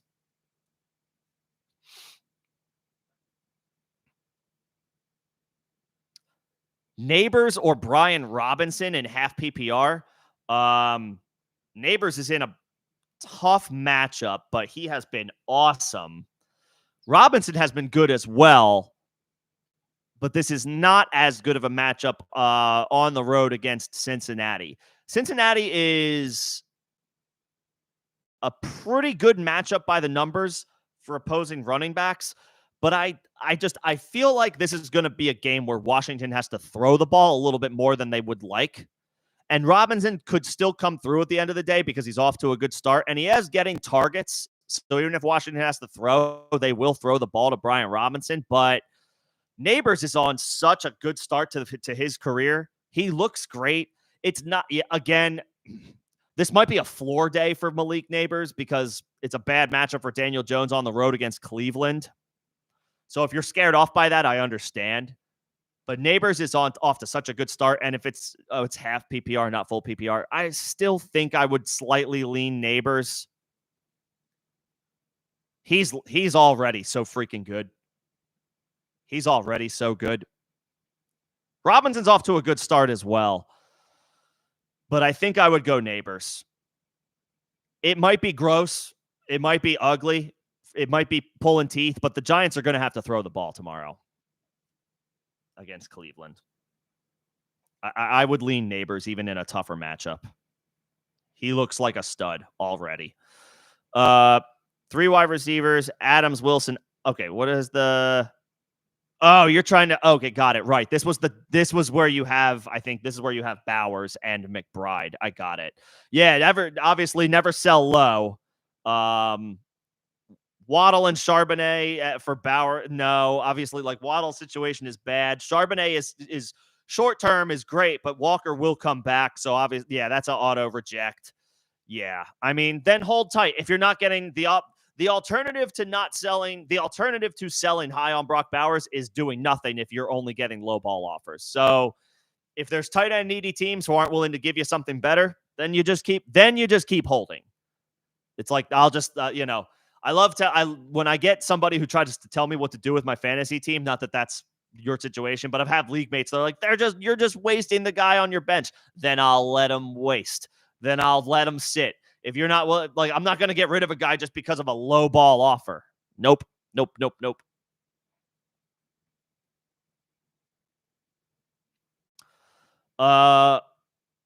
Flex Shaheed or Cam Akers in full PPR. I'm inclined to say Shaheed. He's off to such a good start. Akers is in a great spot because of an opportunity with no Joe Mixon and no Dameon Pierce, but Rashid Shaheed is a regular starting wide receiver for the New Orleans Saints, who are on fire right now and in a great matchup against the Eagles. I'm going Shaheed in full PPR. He is boom bust, right? He has boomed for the first 2 weeks. Long touchdown grab in the first 2 games, but like, this is a great matchup. Shaheed's a good football player. Derek Carr likes throwing him the ball. I'll say Shaheed. I'm happy for Cam Akers having this opportunity, but we got to see it first. He played well in the preseason. Let's see how he does against the actual starting defense. Shaheed. Let's see. I got my member questions. Thanks again to all of my members. Appreciate you guys helping to keep the lights on, and also the supers as well. Very kind of you guys. As I continue to move through all of the other questions. Appreciate everybody's patience as I move through these. I do have to sign off shortly here in the next 15 minutes or so. If you miss me after the stream, you can always leave your question in the form of a comment on this stream. I will also be live again tomorrow, 11 a.m. Eastern. I'll use StreamYard so that we can highlight questions on screen, make it a little bit easier. But if you happen to miss me tonight, I will be live for a couple hours before the Sunday slate kicks off tomorrow if we need to finalize any last-minute thoughts or decisions. Let's see. Is Mooney a buy? I mean, it depends. How badly do you need a wide receiver? And could you trade a running back because you have 5 really good ones? He could be. Obviously Rondale Moore is out for the season. They got him going last week against the Eagles. Are the Falcons turning a corner as an offense with Kirk Cousins getting his sea legs under him? Yeah, he could be. He's going to be a starter for them for the rest of the year. Just depends. Like, how bad do you need depth at wide receiver? How plentiful are you at running back? Or because what do you say? Oh, is this your dynasty league as well? Kevin, is this dynasty as well? I mean, in theory, he could be. It could be a short-term thing though, because I don't remember how long his contract is with Atlanta. It might be a 1-year deal. So obviously there's a little bit of volatility as far as like, where does he end up after this? I'll quickly look at it. Was it a 2-year deal? Was it a 3-year deal? Was it a 1-year deal with Atlanta? Obviously with Dynasty, you want to look at their contracts too. Like how long? They did sign him to a 3-year deal. 3 years, 30. Oh, wow. They gave him a lot of money. I forgot about that. 3 years, 39 mil. That's quite an investment. They do have an out after the 2025 season. Yeah, it depends on, like, could you get him for, somebody might tell you to get out of here, but could you get I mean, that I would be a little bit more interested in selling a late second round pick for. Mooney's young, like 7 years younger than Adam Thielen. A late second, like for if you're competing and you could use some extra wide receiver depth, there's the second round. There's where I would be willing to send that late second to. Yeah, I would a late second for Thielen, a late second for Mooney. That I could be a little bit more interested in.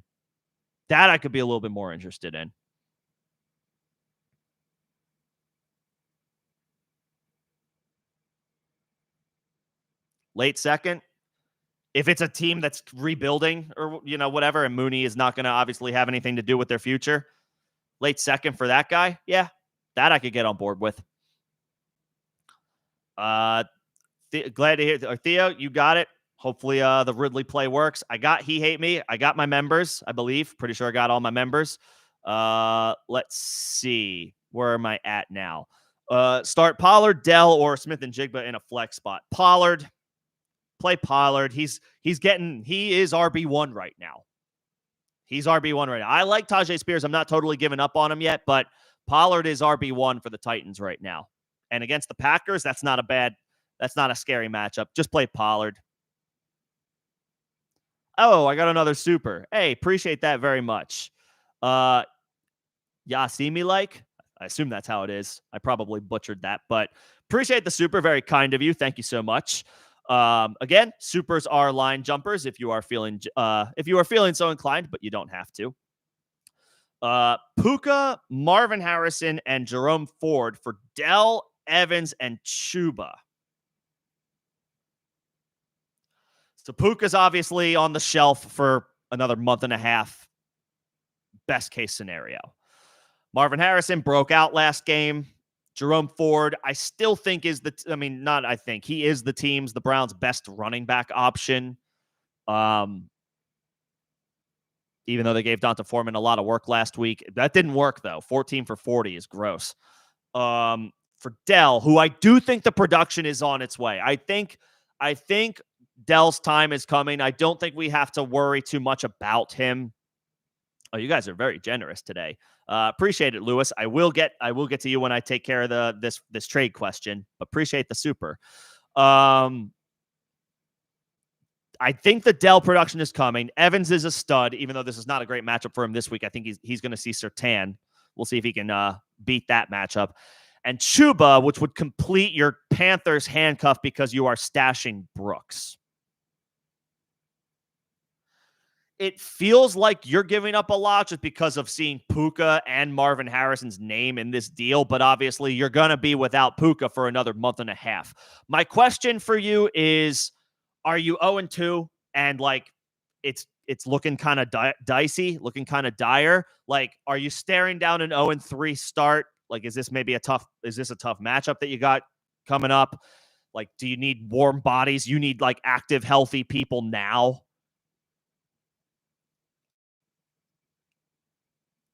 Because I would rather have Marvin Harrison than Tank Dell. I don't know that yet that I would rather have him over Mike Evans, but the case can.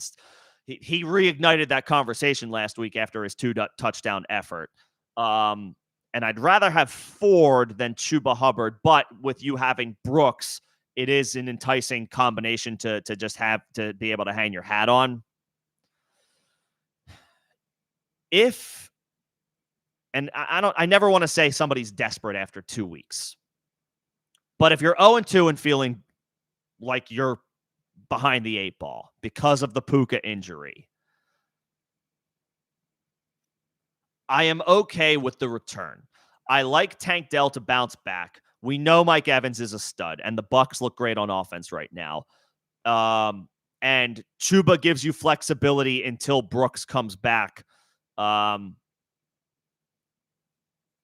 am okay with the trade if you are like, I need guys now. I would want, honestly, I would be curious to see, like, and then my other question here is, how good is this team that you are sending these guys to? Are they 2-0 and they're cooking? They've scored the most points. Could you try to, like, get Jerome Ford out of this deal? Like, could you take Jerome Ford out of this deal and keep him and make it like a 3 for 2? That's probably going to be a tough sell because it's 3 healthy people for an injured guy and 1 healthy guy.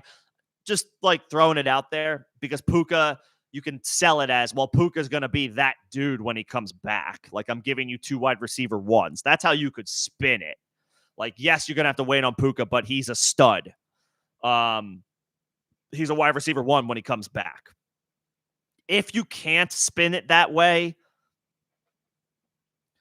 could you, like, I would then try, like, could you expand it to a 4 for 4 where you maybe give the last dude on your bench and you get maybe like another slight upgrade at running back? That's what I would do. Could you add Jaylen Warren to the side and then as a 4th piece in the deal on your side, throw in the last dude on your bench? I wouldn't give up Zamir. Not yet. I'm trying to get, like, and maybe I'm being a little too greedy here, but I'm trying to get that 4th extra piece. I'm either trying to get Ford out of the trade to do a 3 for 2, which is probably going to be too difficult to sell, or like, let me get one more like slight running back upgrade in exchange for the last dude on my bench. If you can't, and you're feeling desperate, you're feeling the pressures of 0-2, ultimately I am okay with this 3 for 3, but I would try to negotiate a little bit more. I wouldn't do Puka for Warren straight up, I don't think. Because at least with Chuba, you have Brooks. With Warren, you like, his upside is if something happens to Najee. Yes, he's a good player, but he has a ceiling. So maybe try to like finagle it a little bit. See if you can like either take a piece out or add a little bit of an extra piece.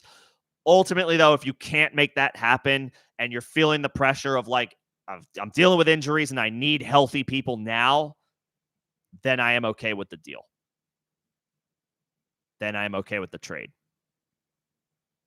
Appreciate the super. Thank you so much. And best of luck. And then Lewis with another super. Very, very kind. But you guys are in the giving mood. And Crumply Heads, I see you. I got you. I will get your questions in the Discord. Thank you so much. Appreciate it, bro. Lewis, thank you for the super. Very kind of you. Akers, Warren, or Brian Thomas in full PPR. I do think this is where I'm going Akers. It's not a great matchup for any of these guys. Warren is at home against the Chargers, so it's good that he's at home. We saw a little bit more from him last week, but still on like working his way back from that hamstring issue. But we did see a little bit more from him. I'm going to wait one more week. It's a bad matchup.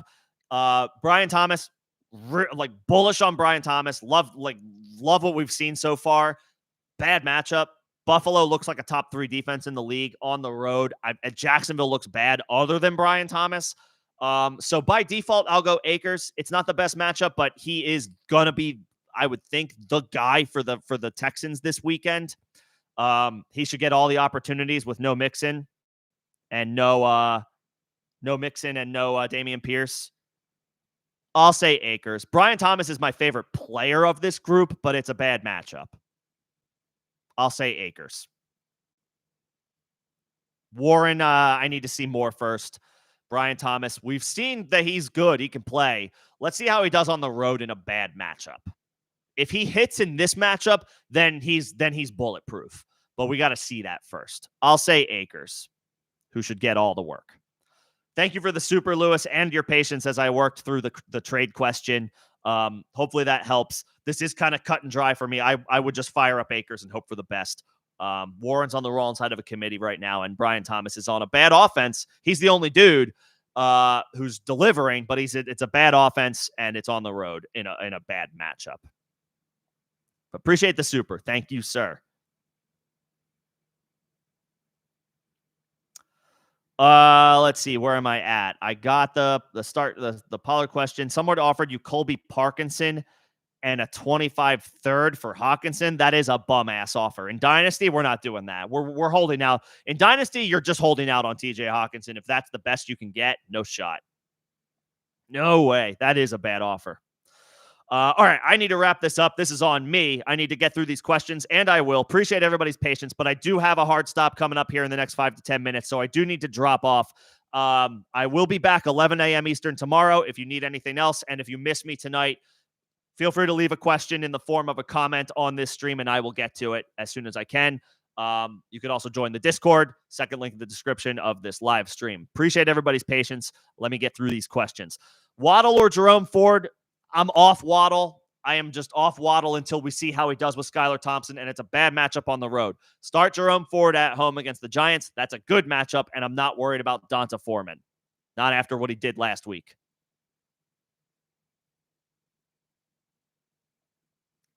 Let's go Jerome Ford over Waddle. I am off Waddle until further notice. The situation stinks. Dobbins and Brian Thomas for Josh Jacobs. That's an interesting trade. I would take Josh Jacobs. I would take Josh Jacobs, and it's kind of definitive for me. Dobbins is off to a great start, and I just got done. I'm saying in Brian Thomas's praises, but Josh Jacobs right now is a bell cow for an offense that we expect to get better with Jordan Love coming back. He got 150 rushing yards last week with the backup quarterback. He might not get 30 carries again, but that'll, Jordan Love will increase the efficiency of the offense, increase Jacobs' efficiency and production just by being the better option in there, and the scoring opportunities will be higher with their starting quarterback back sooner than later. Dobbins is one of the stories of the early portion of the season, but I'm not there yet with preferring him over Josh Jacobs. Brian Thomas also off to a great start. These are two excellent players, but Jacobs is the bell cow for the Green Bay Packers right now. I don't think I can sell him for Dobbins and Thomas. I would, or if I'm if I'm getting those guys, I would have to say no. I will take Josh Jacobs in that deal. I like both the guys in the deal, but I'll give me the Packers bell cow over those two guys. I like them both, but I'll take Jacobs. Moss or Pickens in full PPR? I like both. I think both are in good spots. I will take Moss against this Washington defense. I think the Bengals are in a get-right spot at home, and Moss is dominating the running back opportunities for Cincinnati. I think Pickens is a damn good player, but I will take the starting running back in a great matchup. That's what Moss has. And I think the Bengals offense is close to full strength, if not at full strength. Give me Zach Moss. Waddle, Shakir, or Deontay Johnson this week. Again, I'm off Waddle. Shakir I like, but the low ADOT, does Keon Coleman bounce back at home? James Cook continues to dominate touches. I'll take Deontay Johnson, who I know is the team's wide receiver one.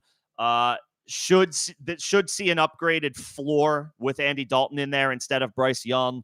I will take Deontay in full PPR. Hopefully he can get 5 or 6 catches and give you the floor play that we expect from Deontay this year. And again, I am off Waddle. If your question involves Jalen Waddle, I am out on Jalen Waddle. He's an excellent player. We all know this, but Skylar Thompson makes the situation incredibly dicey on the road in a bad matchup. I am off Waddle. I'll take Deontay as a floor play in PPR with a better situation at quarterback this week with Andy Dalton. Kyron and DK for Bijan and DJ Moore, the Bijan side, because of Bijan. Bijan looks excellent. He looks like one of the few first-round picks right now that was a worthy investment. Everybody else is either hurt, McCaffrey hurt, Tyreek, bad quarterback situation. Jefferson picked up an injury. He's fine, but picked up an injury. AJ Brown is hurt. Jamar Chase is off to a slow start.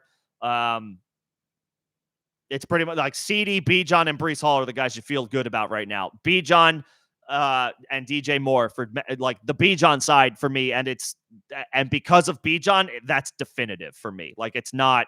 I don't have a ton of back and forth to give you with this. Kyron's a good player, bad situation. DK's a good player, good situation.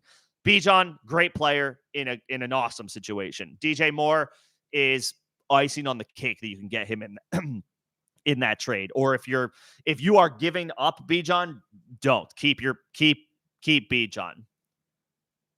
Yeah. Bijan and DJ Moore, clear to me win in a trade that like for DK and Kyron. I would much, much rather have the Bijan side. Drop Goddard? No, not for Parkinson or Strange. AJ Brown is hurt. AJ Brown is out for the next couple of weeks. Goddard should see increased usage in theory. Like, I know that it didn't really happen for him week 2 against Atlanta, but the Eagles got to find somebody else other than Devontae Smith in the passing game. And I guess they also have Saquon Barkley. But no, Parkinson and Strange are just as, if not more volatile than Dallas Goedert, who was in a much better situation. No, I would keep Goddard. I would keep Goddard. Just hang on to him. All right, I have to speed round through these questions, so appreciate everybody's patience. I will give you my answers. Again, I will have a little bit more time tomorrow, 11 a.m. Eastern ahead of the slate, and you can always, if you want a little bit more if you want a little bit more depth to your question, if I'm not able to get to that, you can re-ask your question in the form of a comment on this stream after I sign off. Appreciate everybody's patience. Thank you so much. Let me speed round through these last few questions here. Chuba, Terry, Whittington, or Carson Steele for your flex. If it's half or full PPR, I think I would go Chuba here and hope for the best. McLaurin, you could fire up in full PPR, but if it's half or standard, I would definitively go Chuba. The Panthers' offensive floor should be higher with Andy Dalton. Whittington is still a depth player. Carson Steele is intriguing, but let's see how that Chiefs offense shakes out. Chuba would be my answer in standard or half PPR. You could go Terry in full PPR in a potential course correction game for him. Stash Akers or Irving or Steele. I would go Steele, then Irving, then Akers in that order because we expect Mixon back sooner than later. So Akers is third for me. Irving is interesting. I think he will get more opportunities as the season goes on, but Steele could be the runner for Kansas City potentially rest of season. The outlook on Pacheco right now is murky at best. Rachaad White or is this Brian Robinson? I'll go White for one more week. This is a good matchup against Denver. They do give up solid production against opposing running backs. It's a favorable matchup. At home for Rachaad White and the half PPR, that extra bonus for a pass-catching running back. Give me Rachaad White over Brian Robinson. I think this is a bounce-back week for Rachaad. Chase, Rice, or Neighbors? Chase and Rice. I love Malik Neighbors. He's awesome. He's excellent. The difference is that he has to go up against Cleveland. That's a tough matchup. So Chase, bonafide. Rice, bonafide. Fire them both up. How do I feel about Raheem? He's out this week. And, could continue to lose work to Jalen Wright and Raheem and Jeff Wilson if he's not able to consistently stay on the field. This could be Achane's backfield at this point. Raheem is nothing more than like decent depth for your running back group. You're probably not starting him for at least 1 week whenever he's able to return. You're adding Ertz, and then I would drop Taysom Hill. You're adding Ertz, you're dropping Taysom Hill. Never stash more than one tight end. Ertz over Taysom Hill. That is definitively where I'm going. He is the guy. I have like 50% confidence, but that is the tight end stream I'm rolling with this week is Zach Ertz. I got the member questions. Thank you so much. Flex Higgins or Brian Thomas. I would go Higgins. This matchup is good, and you have Burrow, so stack it up.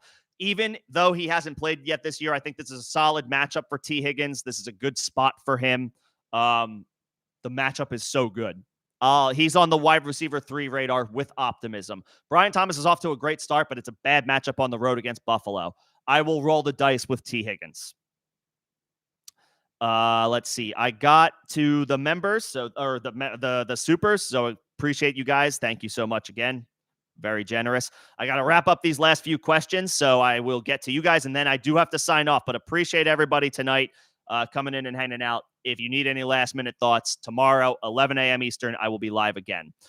One for your flex: Metcalf, Dobbins, Diggs, Brian Thomas. Metcalf, he's a wide receiver one in a great matchup at home against Miami. Nothing too scary. Geno's playing well, and DK caught a bomb for a score last week in a less than ideal matchup. This one is better at home. Give me DK Metcalf. Dobbins, tough matchup. Diggs, I'm not all the way there yet. Brian Thomas, tough matchup. Give me DK. You traded Jerome Ford for Tank Dell. You acquired Tank Dell. If you have other good running backs, then I'm fine with that. I think Tank Dell is a great buy low. So nicely done. As long as your other running backs are good. But if you were able to get Tank Dell for Jerome Ford, I like that. I like that buy low for Tank Dell. Quentin Johnston or Josh Downs rest of season. I'm inclined to say Downs, but it's very much wait and see. Johnston looks like he could have turned the corner, but Justin Herbert is dealing with a high ankle sprain. He's apparently going to try to play through it, but if he's hobbled or less than 100%, then I don't feel as strongly about the pass catchers. Downs missed the first 2 weeks, had a nice showing last year as a rookie. Let's see how he mixes in now that he's healthy. Alec Pierce is off to a good start. They added A.D. Mitchell. I'm tentatively on Downs. It's a little bit of a toss-up. If I can only pick one, I would pick Downs right now. Johnston had a nice week last week, but Herbert being less than 100% is what tips the scales for me. I'll say Downs. And Dynasty, absolutely, you want a guy like Tank Dell. Stephon Diggs is like a short-term option, or is a shorter-term guy. Dell is going to be more the long-term play. And in Dynasty, a dude that you definitely want. That will do it for me. I do have to get going, but I appreciate everybody. I think I got everybody's questions. Thank you so much for everybody's patience and for your time tonight, whether you hung out here for 30 seconds or 30 minutes.